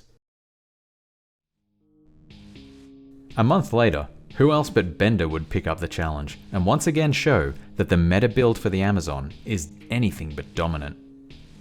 In a complete contrast to 327 going all in on bows, Bender instead went all in on javelins, going back to a build reminiscent of Teao's early Zon runs back in 2015. He specced hard into Poison Javelin and Charge Strike, using swap casting to hit bosses hard from a safe distance. His early game was phenomenal, with almost constant experience shrines amplifying the XP boost from the altered players settings, and the crazy move to try a Tristram run, something usually reserved for Battle.net noobs, somehow paid off with the best champion pack possible. After 3 very quick count test runs, he had the runes he needed, and at level 16 with 10 points in Poison Javelin, even on Players 8 settings, it was a one-hit kill for just about every monster between him and Andariel. Being able to passively accumulate experience kiting groups through the Poison Cloud in Act 2 did a lot to make up the 3-level differential between his run and 327's. But even with the clean cheese and swap casting strats, he'd fallen 3 minutes behind by the time that he caught Mashif's ferry to Kurast. When it got to Act 3, Bender really flexed on his knowledge of the notoriously complex jungle maps. Which isn't in the middle of the green patch down there, so it's the wrong one. And you have a skip, nice. A Flayer skip was a nice time save over 327, and not wasting time trying to chip roll or shop a staff of teleportation switched the lead once again. As he took down Mephisto, he was back to 3 minutes ahead of the record. But a slip up in Act 4 cost him. After going back to Act 2 to quickly secure the massive damage boost at level 22, he forgot to reset his player count settings, leaving him blocked on the River of Flame by a wall of overpowered Urdars. And after recovering from that, he walked straight into a packed Chaos Sanctuary, which sucked up all of his lead. As Diablo fell, it was neck and neck with 327's time, and 327 still had the advantage of Osiris boots. But Bender was a master of the angles on the Zon. An extremely clean Ancients fight, followed by some good Worldstone Keep maps, kept him in the game. And when it came to Wave 3, he nailed the skip. A clean Bale fight later, he made sub 130 look easy, coming in with a new record and a final time of 127.19. And so, emboldened by the success of this run, he immediately restarted a new run on Hardcore, looking to take the top spot for that category and polish up some of the mistakes of his previous run. After previously getting frustrated by blocks in the Arcane Sanctuary, Bender opted to invest an extra point into Plague Javelin, where the exploding Poison Cloud would allow some area of effect damage in circumstances where kiting wasn't possible. And as he made his way into the Arcane Sanctuary 3 minutes behind the previous run, the spec refinement was doing work. Plague Javelin was reliably one-shotting the packs blocking his way, and a huge drop gave him the faster run walk boots that were sorely lacking from the previous run. Though Act 3 did him no favours. With no marsh skip, it was up to the faster run walk boots to make up the time loss running through the extra tiles. It was all going to come down to Act 4 and 5. Crazy fast Act 4 overworld maps and a much cleaner Chaos Sanctuary put him back on pace with the softcore run, and his execution of Act 5 was essentially a mirror of the earlier run. With the extra run speed giving him the needed boost, he brought the run home with a 126.47, showing that the earlier run wasn't a fluke, and that the optimal build for the Zon was by no means set in stone. After the launch of Resurrected, Players X took a more prominent role in the community.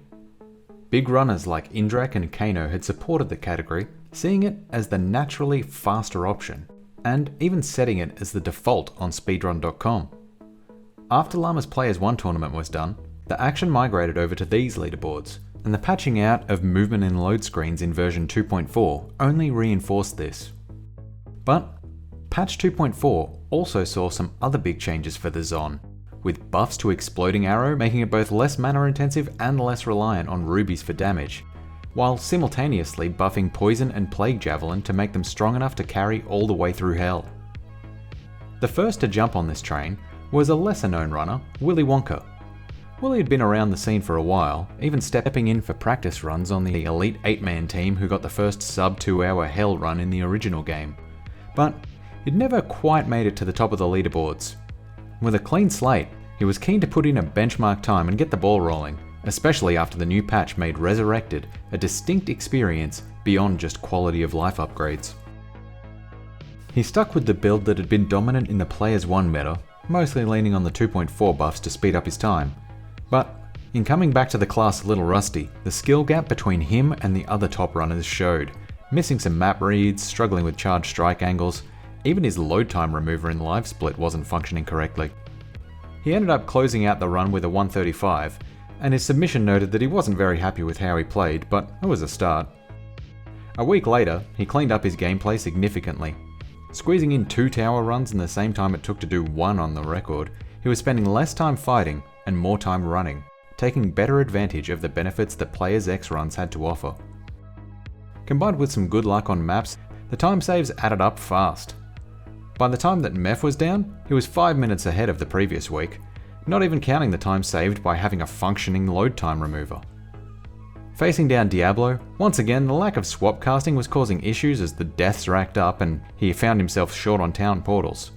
But compared to the last run, he pulled it together, breezing through the rest of the game and closing out the run with a time worthy of gold, 1:24:10, shaving more than 10 minutes off his previous week and beating the record for the original game. Nonetheless, it wouldn't stand for long. The increased prestige of Players X on the remaster had brought it to the fore, and one of the old hats, MacB, was the next to take his shot. 3 weeks after Willy Wonka's run on May 11th, MacB got his eye on the class. From the get-go, his experience showed, getting through 2 tower runs more than a minute faster than Willy had managed, and carrying that lead into Act 2. Better leveling was making this look like a sure thing, but a critical stumble held MacB back from making a significant dent in the record. With all the extra levels up his sleeve, MacB decided to avoid the hassle of the now cheeseless Duriel fight by re-speccing into Charge Strike in Act 2. And sure, it destroyed Duriel as intended, but it left MacB with no area of effect damage to clear mobs, and unable to easily get to the critical level 22 that boosted Charge Strike's damage so much. As he trudged through Acts 3 and 4, his lead quickly eroded, from 6 minutes at Duriel to just 1 minute after slowly poking his way through the Chaos Sanctuary and facing down Diablo. With fairly mediocre maps in Act 5 doing him no favours, he closed the run with a new record, but only just barely, sneaking in a mere 8 seconds ahead of Willy Wonka's time with a 1:24:02. The next day he was back, doubling down on the strategy that had taken him to the top of the leaderboards. With an almost play-by-play replication of the previous day's run up to Act 4, things really started to come together an hour into the run. Starting off with an amazing 20 faster run walk boots imbue, and rolling into much friendlier density on the east wing of the Chaos Sanctuary. Combined with some more aggressive plays backed up by a mastery of the class, he came out 3 minutes ahead of the record, all through time saves in the shortest act of the game. Act 5 remained friendly, with his boots giving a 50-second time save, along with some great maps. Things were on track for the first sub 120 run. And then, Wave 3 happened. No. Still, while one failed skip was enough to foul his mood, it wasn't enough to hold him back from a new record, with perhaps the most muted celebration you could expect. Alright, world record. MacB had played a good game, and along with exhibiting the power buff to poison skills from the 2.4 patch, he'd brought into question the standard wisdom of getting to level 22 for the damage boost. But it wouldn't be long before someone would come back with an answer to that question. Kano was an old hat in the D2 speedrunning scene, Participating in races on Speedruns Live as far back as 2015, he'd long been a druid specialist, only dabbling in the edges of other classes during community events like races. And he spent equal amounts of time over in the Osu community, honing his precision and rapid fire input skills. With the launch of Resurrected, he'd leaned into the momentum behind the streaming category, and found that he was actually pretty damn good at the game. Throughout 2022, he'd gotten record after record in the Players X categories, and in June, it was time to take on the Amazon. And it didn't take Kano long to make a mark. On the 7th of June 2022, he started off a cracker of a run. With some lucky extra javelins dropping while he did the Den of Evil, he was able to completely avoid shopping for extra supplies for the first quest, taking that momentum into a crazy fast level 6 in under 6 minutes.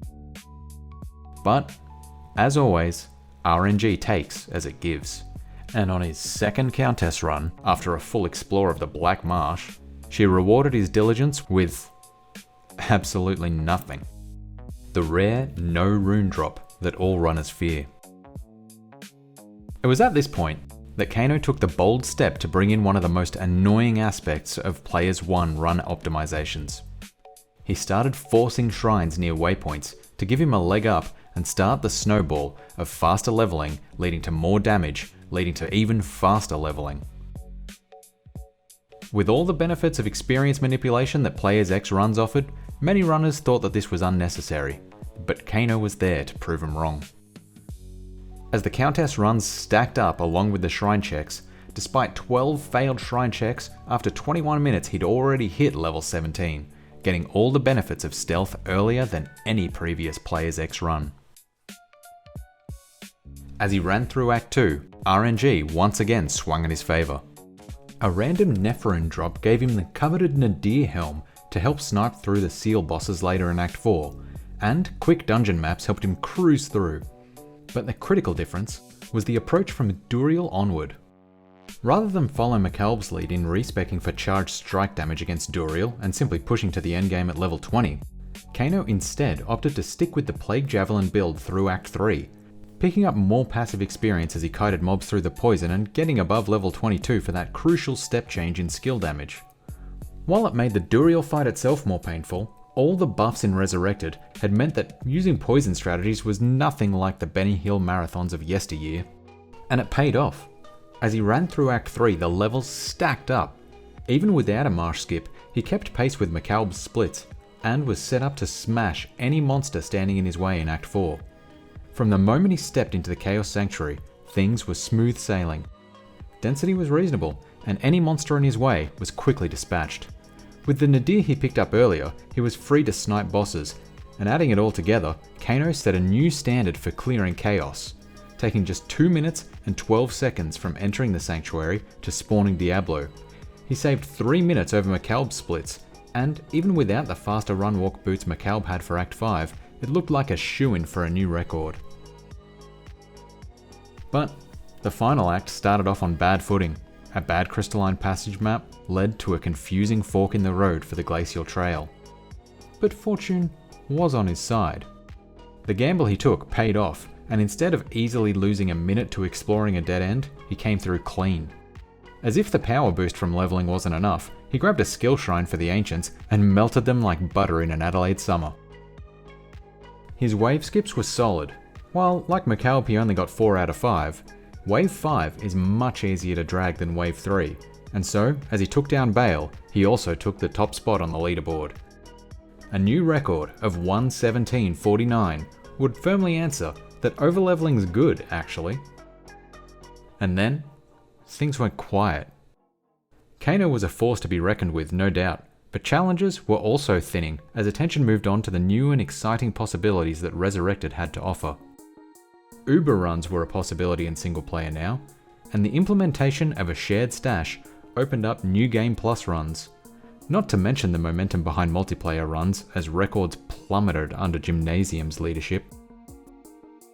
As 2022 passed by, in the opening days of 2023, an old figure emerged to once again challenge the orthodoxy. Bender was back. On January 10th, he had a hell of an opening.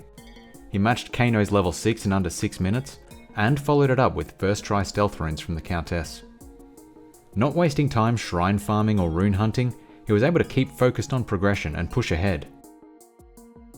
Without the experience shrines, he was at a disadvantage in leveling, but following Kano's strategies, he kept pace all through the first 3 acts.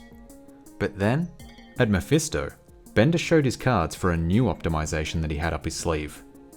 He was going to keep Plague Javelin not just for Act 3, but all the way through Act 4.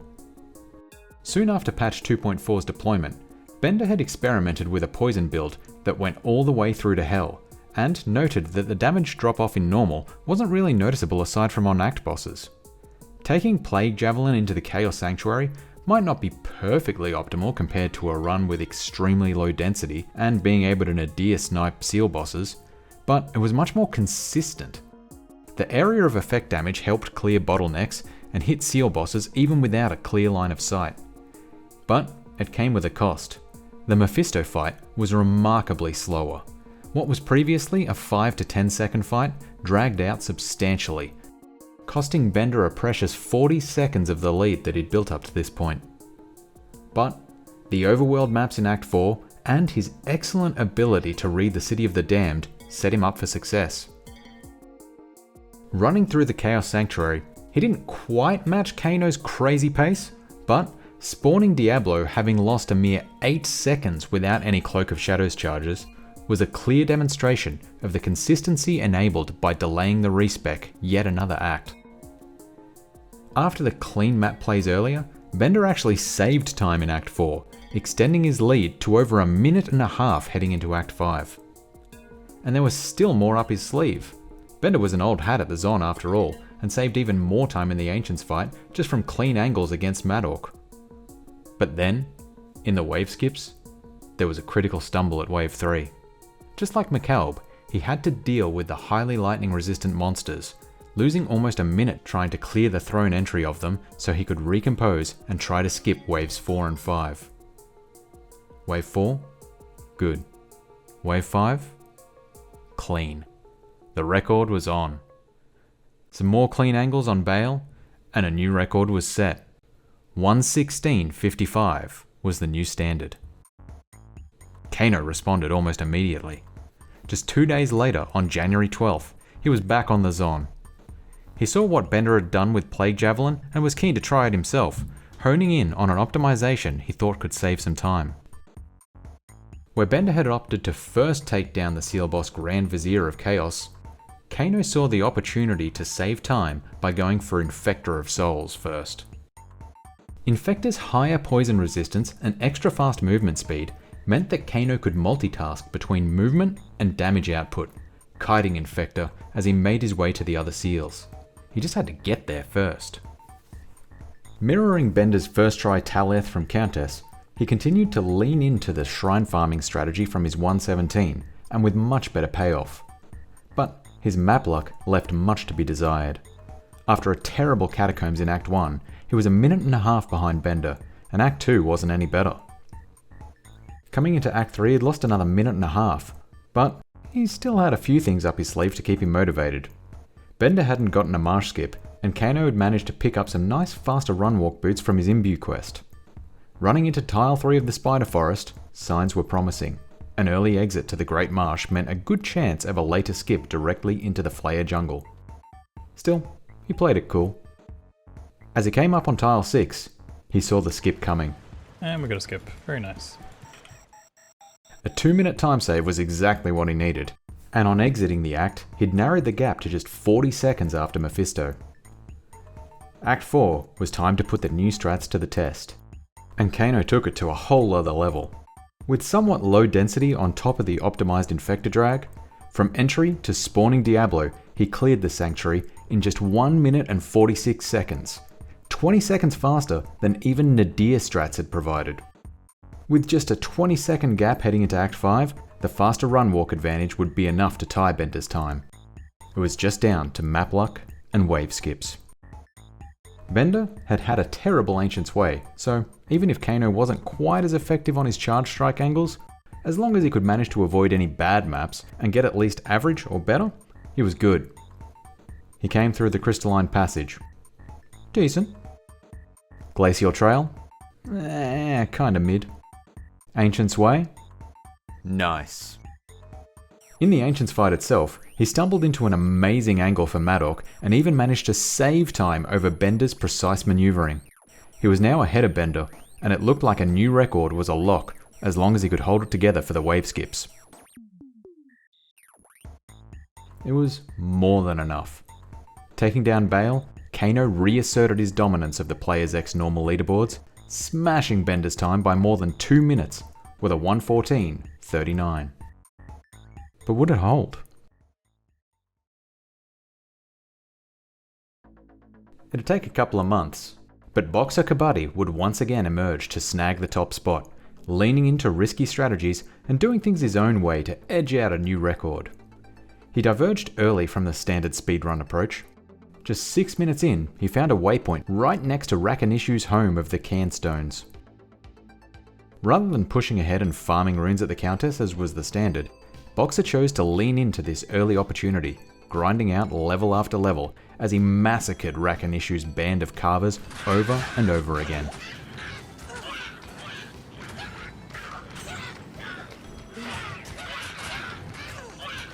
Three, 4 respawns wouldn't sate Boxer's bloodlust for the hero of the fallen.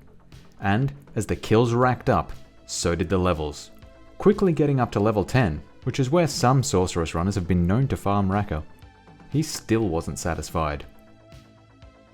It took to the double digits of the spawn, kill, exit, respawn cycle for Boxer to be satisfied, pushing ahead only upon reaching level 13, and getting the critical 5-level gap where diminishing returns for experience kick in. And now, with just 10 minutes on the timer, the race was on. Running straight past the Forgotten Tower in the Black Marsh, it'd be a matter of seeing if the early lead in levels would be enough to keep ahead of the encroaching movement speed bonuses of the dominant strategy. Finishing up the first act, he was almost 5 minutes ahead of Kano's pace, which, while impressive, would need some help to keep the lead. From an outside view, the faster run walk bonus of stealth alone can save between 3 and 5 minutes over the course of a normal run, assuming that you hit level 17 somewhere in Act 2. And Kano also had another 10% bonus on top of that, saving another minute. To stay in the game, Boxer would need great maps, great gameplay, and a little luck on gear to stay in the game.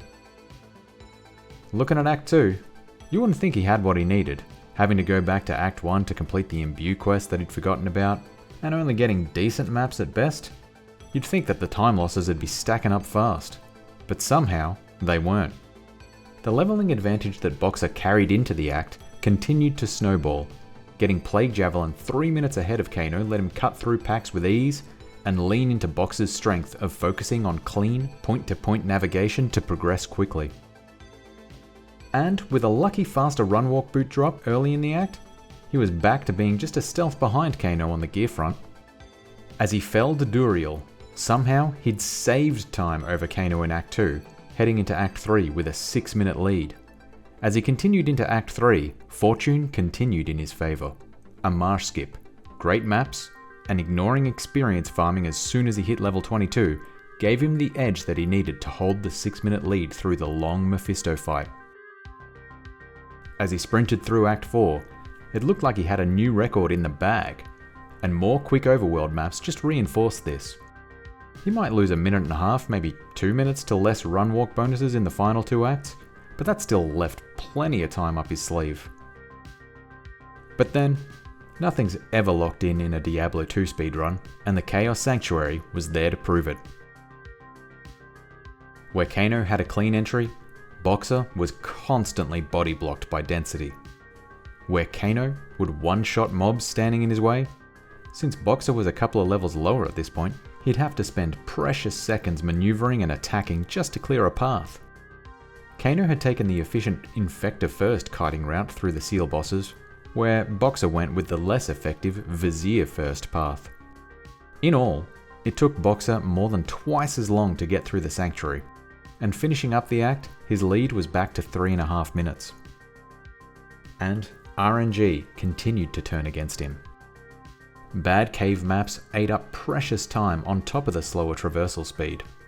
Once again, It was riding on wave skips. As he started, there was a critical misstep. His re-entry was fractions of a second too late on his first attempt, then out of sync on the second. Not only did he have to spend time dispatching the monsters, he'd also lost precious seconds to the failed skips themselves. Still, he recomposed. Wave 2 was good.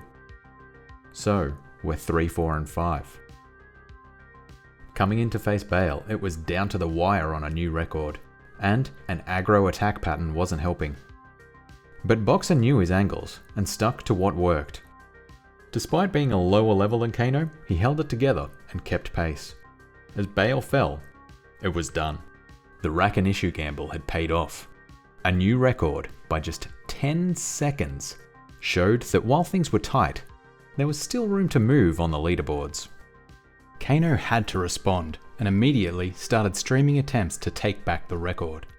But after 4 solid days of attempts, there was no payoff, and Boxer's record held.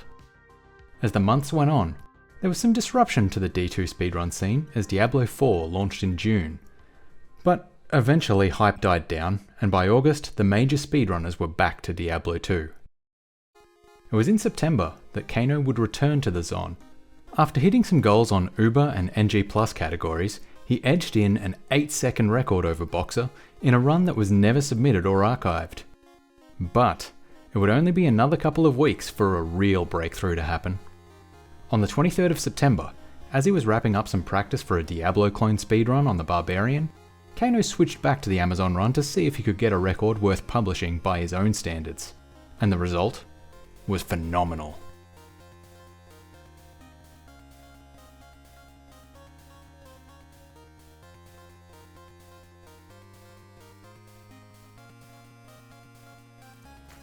Wow, man. These maps have been pretty incredible so far. Very, very, very, very nice. Oh my god, are you serious? We're about to snowball really hard, by the way.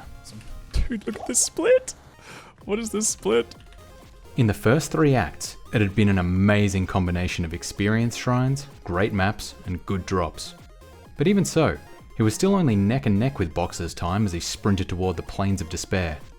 And then, the first stumble. But still, he had 2 levels worth of extra damage output over Boxer's time, and a stealth. It'd take more than one bad map to derail things now. Running into the Chaos Sanctuary, things were a little more dense than his previous runs, and he was a little cocky in trying to out-heal Diablo's lightning hose. But really, it was nothing more than a minor bump in the road for Kano. Even with those stumbles, he'd still saved more than a minute over the record time. Truly, something special was on the cards. Sub 110 would be awesome here, but I don't know if it's going to happen. By this point, a new record was locked in. It was just a matter of by how much. Kano's luck truly reverted to the mean in Act 5, with a mix of decent, bad, and amazing maps all cancelling out to be about average.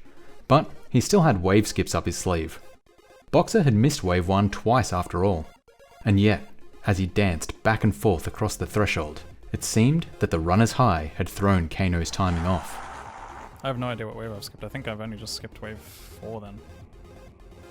Uh-oh. Whoa. With 2 skips crossing the line too late, and messing up his timing on waves 4 and 5, he'd only gotten 3 skips and a bunch of fails. But still, closing out the run, it was truly something to behold. A 1:12:13 would surely stand the tests of time. And in the 2 years since, it has. That sub 1 hour Diablo split is just indomitable, and it certainly hasn't been for a lack of trying.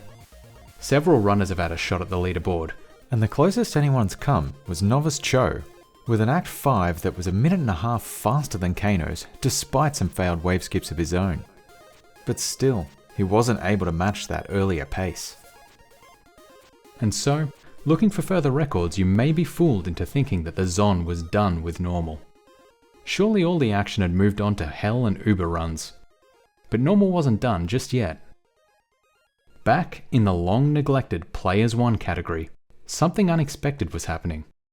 Where everyone had written off the possibility of new records after the removal of the movement while loading bug, a couple of new runners had stuck around and kept grinding, and they were getting good. Throughout 2023, Fifus92 and BK Silver had been the last two speedrunners committed to the Players 1 category in D2R. Both had been around since the launch of D2R, speedrunning in the newbie leagues and gradually gaining credibility in the community. Fifus by hosting many races in the Polish Diablo community, BK through participation in 8-mans and documenting the history of Diablo 2 speedruns. Both had been fans of D2 speedrunning before Resurrected had even launched, back when Players 1 was the category, and it held a special place for them.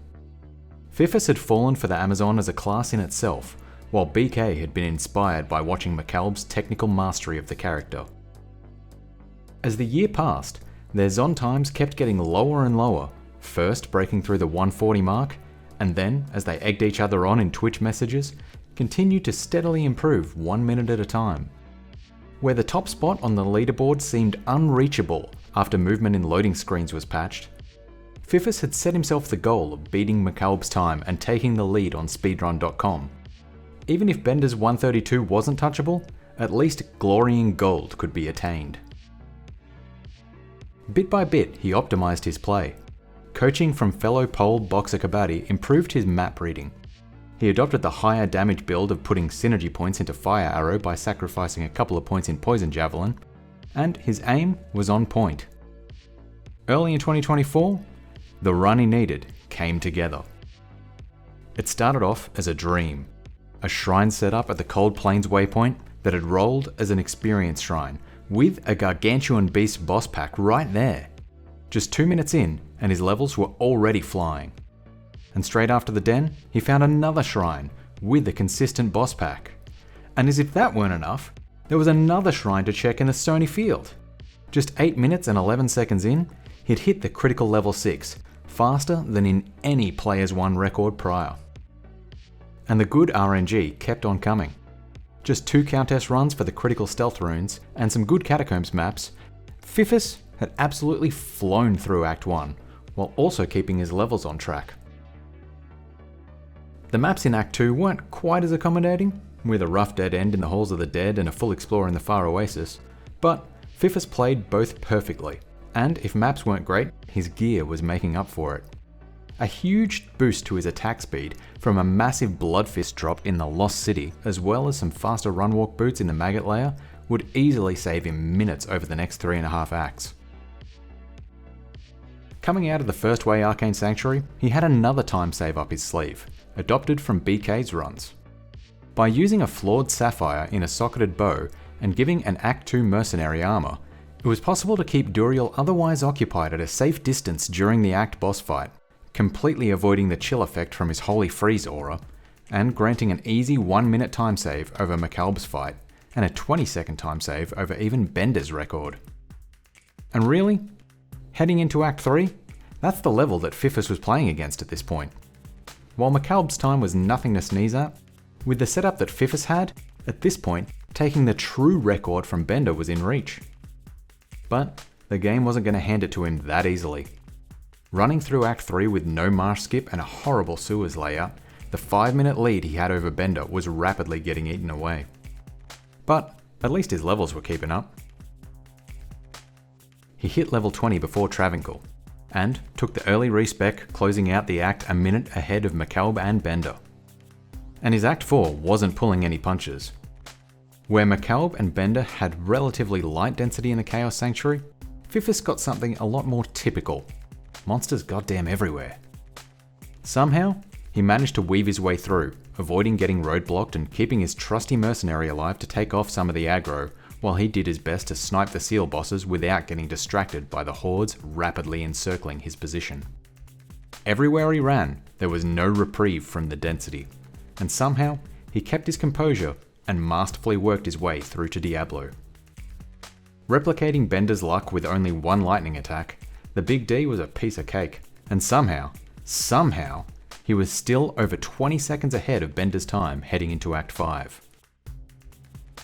But, as a reminder, Bender had had insane map luck in Act 5. Fifus did have the runwalk boots, attack speed gloves, and a skill shrine up his sleeve, But even so, holding his lead was not going to be easy. As he ran through the caves, no fast maps were coming his way. Getting through the ancients in no time, as he ran into the throne room, it looked like it was all down to wave skips. Bender had missed wave 1, and if Fifus could get 5 out of 5, it was a lock for a new record.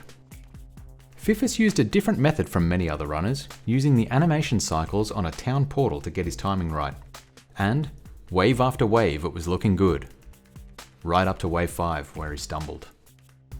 Entering the World Stone 40 seconds behind Bender, his increased attack speed wasn't going to be enough. Making a bold play to try for a skill shrine and hoping that Bale wouldn't curse it off, he kept on pushing. As Bale fell, Bender's record held by a mere 20 seconds. But Fifus was the new champion on Speedrun.com and had proven that new records were possible even without the pre-2.4 movement glitch. Just 3 days later, compelled by the friendly competition, BK Silver followed suit, edging out Fifus's time by a mere 5 seconds, with a style of gameplay that was, let's say, a little more bombastic. Will you freaking die? How dare you walk that way? Why are you walking that way? You're a disgrace. Hit the f***ing guy! Oh my god! Despite worse shrines, worse Act 2 maps, worse wave skips, and carrying a hand injury from an endurance obstacle course race days earlier, by making better use of the dual sources of damage between poison javelin and exploding arrow, he was able to save a good amount of time. Add that to a lucky Treads of Chthon drop and Act 5 maps on par with Bender, and it was enough to take the gold on the leaderboard. Yet, still fell short of the true record. With some fresh action on the leaderboard, an old hat in the category was enticed back to join in the fun. Seeing the potential from the 2.4 patch damage boosts, and the opportunity to snag the true record from Bender, McCowell leapt back into the fray. In his time away from the leaderboards, he'd been focusing more on better life balance and playing World of Warcraft or the popular mod Project Diablo 2 instead of being sucked into the harrowing grind set that can take hold when pursuing a record. But the fresh energy that Fifus and BK were bringing to the Amazon had successfully baited him, and in early March he secretly started playing again offline. It didn't take long for the old master to brush off the cobwebs and be on par with the new leaders. On March 11th, he redeemed himself for the Christmas loss to Bender over a year earlier. Making the most of a shrine setup in the Black Marsh, there was nothing outstanding about the run. A mix of bad maps and no faster run walk had held him back, but good shrines kept him on pace. Channeling his own inner boxer, he ran aggressively, avoiding getting caught up in farming experience, and instead focusing on progress to make up that extra distance that he had to cover from the long maps that he faced. Coming into Act 4 at only level 19, an earlier drop of the unique Eye of Etlich helped boost his damage enough to make the Chaos Sanctuary manageable. Facing off against Diablo, he powered his way through the fight, making the most of his rejuvenating potions to keep up the pace. Even stumbling at wave skips with a crucial miss on wave 3, and also messing up his wave 5 skip wasn't enough to hold him back, and he took down the long abandoned record by half a minute with a final time of 1:31:51. And so, record in hand, he shared the result with BK in a private chat. But after a bit of back and forth, he realized that the mental burden of holding the top of the leaderboard wasn't worth it. He'd been an early inspiration for BK, providing him coaching and encouragement as he improved his skills. And perhaps reminded of his own prior obsessions, he realized it was better that he stuck to his retirement from speedrunning. He'd left for a reason after all. He never submitted the speedrun to the leaderboards. BK and Fifus were the only other people to know of its existence. And so, to general speedrun observers, BK was on top of the leaderboard, but Bender was still the true king. But in May, Fifus was back at it and proved that he had what it took to take the true record. Cleaning up his play to better use poison and fire simultaneously, getting better at Act 3 maps, and very early access to faster run walk on imbuing his boots in Act 1, saved huge amounts of time over his previous personal best. But this isn't to say that there weren't any hiccups. A crucial mistake in late Act 3 left him having to run back from the Kurast Bazaar to Travinkel after save quitting to refresh his shrine, forgetting that he hadn't gotten the Travinkel waypoint. And then there was the matter of his Chaos Sanctuary, which, looking at it, speaks for itself.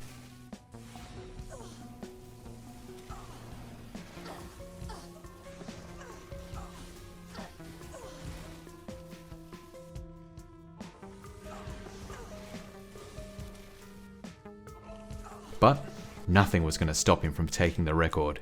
He'd spent years honing his skill at this point, and a smooth Act 5 saw him coming into the throne room with time to spare. So much so that some stumbles on the Wave 1 and 3 skips weren't enough to stop a new champion from taking the throne. Beating Bender's time by almost a full minute, he celebrated a final time of 1:31.26. With the once dead leaderboard hot again, BK wasn't just going to let it lie, and, once again, almost immediately snapped back. Spurred on by Fifus's gold, he got back on the Amazon train and rudely took the top spot just 3 days later. Leaning into some obscure starting plays, checking out the caves and stumbling his way into a rack and issue setup, it was perhaps the only record you'll see that dared to venture into the underground passage level 2. Not that he was happy about it. With the first try Taleth drop off Countess, he was already good on levels and lucked into some great maps, speeding through Act 2 with a split right in the middle of MacB and Fifus's times.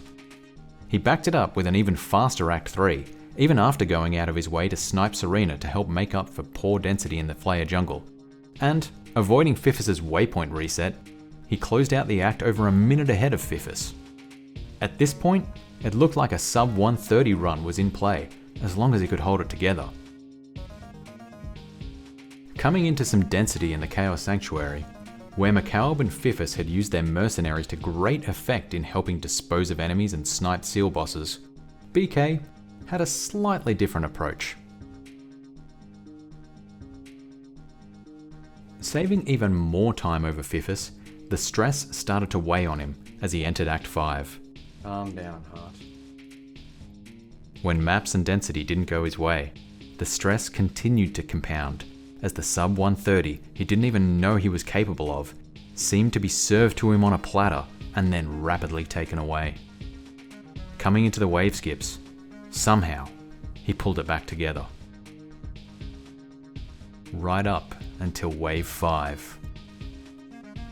Easy enough.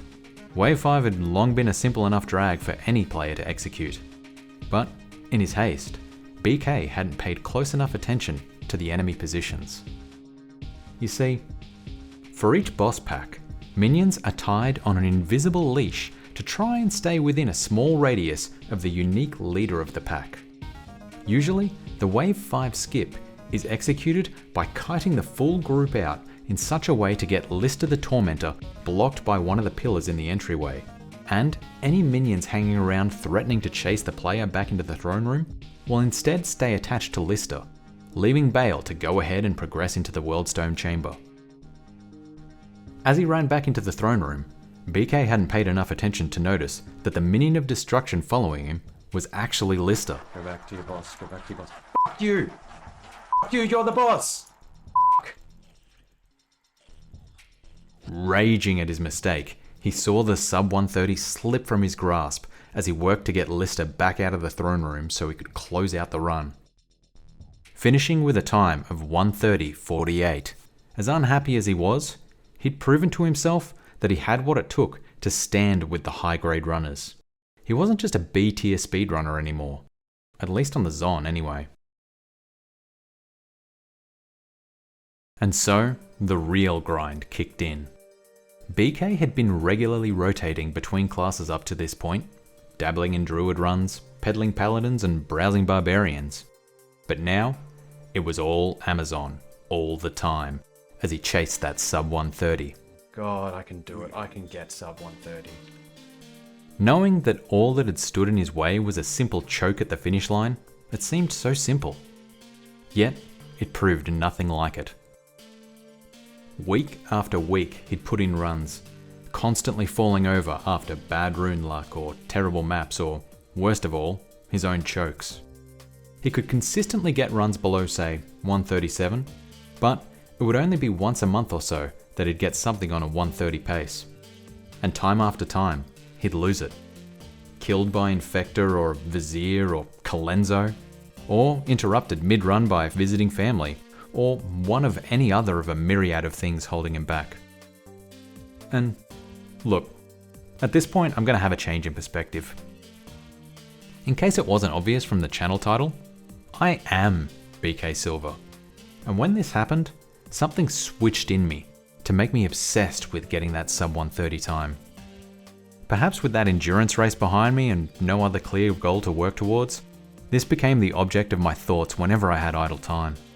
But after a few months, it clearly wasn't sustainable. Fifus and McCalb had moved on, and once again, the leaderboard was languishing.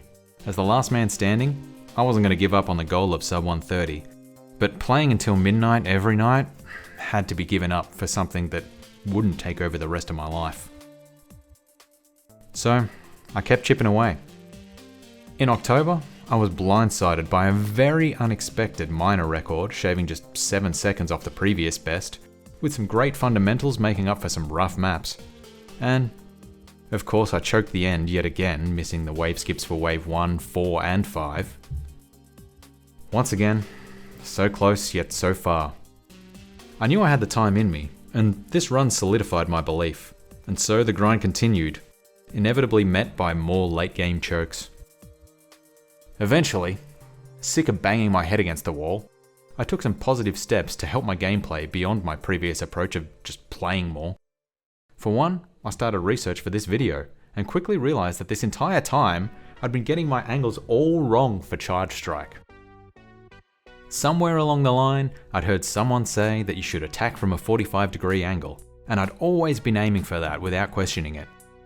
Watching Teao pop Colenso in 2 shots, where I'd previously struggled, made me realise that a 90-degree angle is far superior. Secondly, I finally removed the handicap that had led to so many chokes. Run after run wasted. And, while the screen claimed that my deeds of valour would be remembered, they were all too quickly forgotten. It was time. I finally stopped clicking the Enable Hardcore checkbox at the character creation screen. I'd always been a hardcore player, but the chase for the sub 130 brought me to this. And so, on I ploughed. The year passed and I was still determined to get that sub 130 as 2025 came around. And then, at the end of January, it finally happened. The run itself was like a dream. Experience shrine after experience shrine in the early game, leaving me moving on from the Countess just 18 minutes into the run at almost level 12. A gem shrine to get a flawed sapphire in my bow, then a flawed ruby drop in early Act 2 to boost the damage output. It was a good map after good map in Act 2. Even when I made mistakes, it seemed to work out. Whatever, I'm down here now. I actually messed that up in my head for some reason. I thought this was straight paths. Okie dokie. But I'd been here before. Facing into a rough 2 Metal Rasher, and then having my mercenary unfairly destroyed, it seemed like just another good start that'd fall over as so many others had done. But when Duriel dropped those coveted green boots, I started to believe. In Act 3, facing a map with no marsh skip, I took a chance on the extremely rare connection to the Flayer jungle through a camp on tile 6B. Since Spider Forest connections can only occur on the river off tiles 3A, 3B, 5A, 5B, and 6A, the only time a connection can happen on 6B is if the connection from the Great Marsh to the Flayer jungle would happen on the correct side of the map on the Great Marsh's 3rd tile, and you happen to roll a Spider Forest camp tile that has a northern exit. With all these contingencies, it's pretty rare that it pays off, but the RNG was smiling on me on that day, and pushing my luck came through. Coming into the Chaos Sanctuary after more great maps in Act 4, with Sanders' boots up my sleeve, I wasn't taking any chances. I could probably actually just leave these guys back here, but I'm playing it so safe right now. Even with very light monster density, I took the time to kill everything in my way and closed out the act more than 4 minutes ahead of the record. Come on, hold it together, dude. Act 5 wasn't anything special, with fairly mid-tier maps overall, but Sanders was making up for it. Starting the Ancients fight, all I had to do was not die. Ow! Jesus Christ, dude, you are f***ing hitting like a tank. What the hell? Are you lightning enchanted? Alright, f*** you. I am not risking that shit. Okay, well, 2 minutes wasted. Not an absolute disaster. I got to the wave skips, and with the pressure on, I missed the critical skip on wave 3. After a clean drag, I forgot to remove Sanders' boots, throwing my timing off and failed wave 4 as well. But I got it together for wave 5.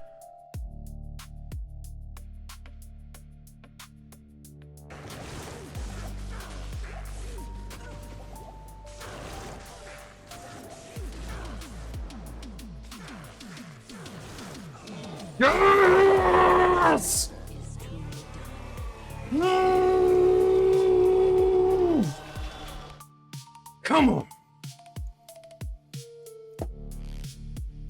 Can't roar too loud because I'll wake up the kids, but oh my freaking god. It was over. The sub 130 had been crushed. A 127.10. Of course, I immediately shared with Fifus, and then relaxed. It was time to move on from this ridiculous arbitrary goal that had consumed me for 12 months. And that is where both the records stand today. Kano still stands strong at the top of the Players X leaderboard, and I hold the gold on the Players 1. While things are quiet for now, who knows what the future will bring. While these two runs have some crazy luck to them, there's still improvements to be had in the late game for both of them. Someone just has to want it bad enough. After a 10-month break, and with the pressure off, I went back and got the sub 130 on hardcore while finishing up this script. There's just something about the Amazon that keeps me coming back. The ebbs and flows of frustrating difficulty reaching level 6, feeling overpowered, wiping out hordes of enemies as you reach that critical power spike. The high-stress moments of the Chaos Sanctuary mediated by the extended calm of the Act 5 plains. And, of course, the dopamine rush of constant gambles on shrines, rune drops, maps, items, experience management, and so many other things. She's not a glass cannon like the Sorceress, nor a grueling slog like the Barb. She's her own thing. The variety of ways to play in a speedrun setting make the Zon something special, and the world record history of the category is a testament to that.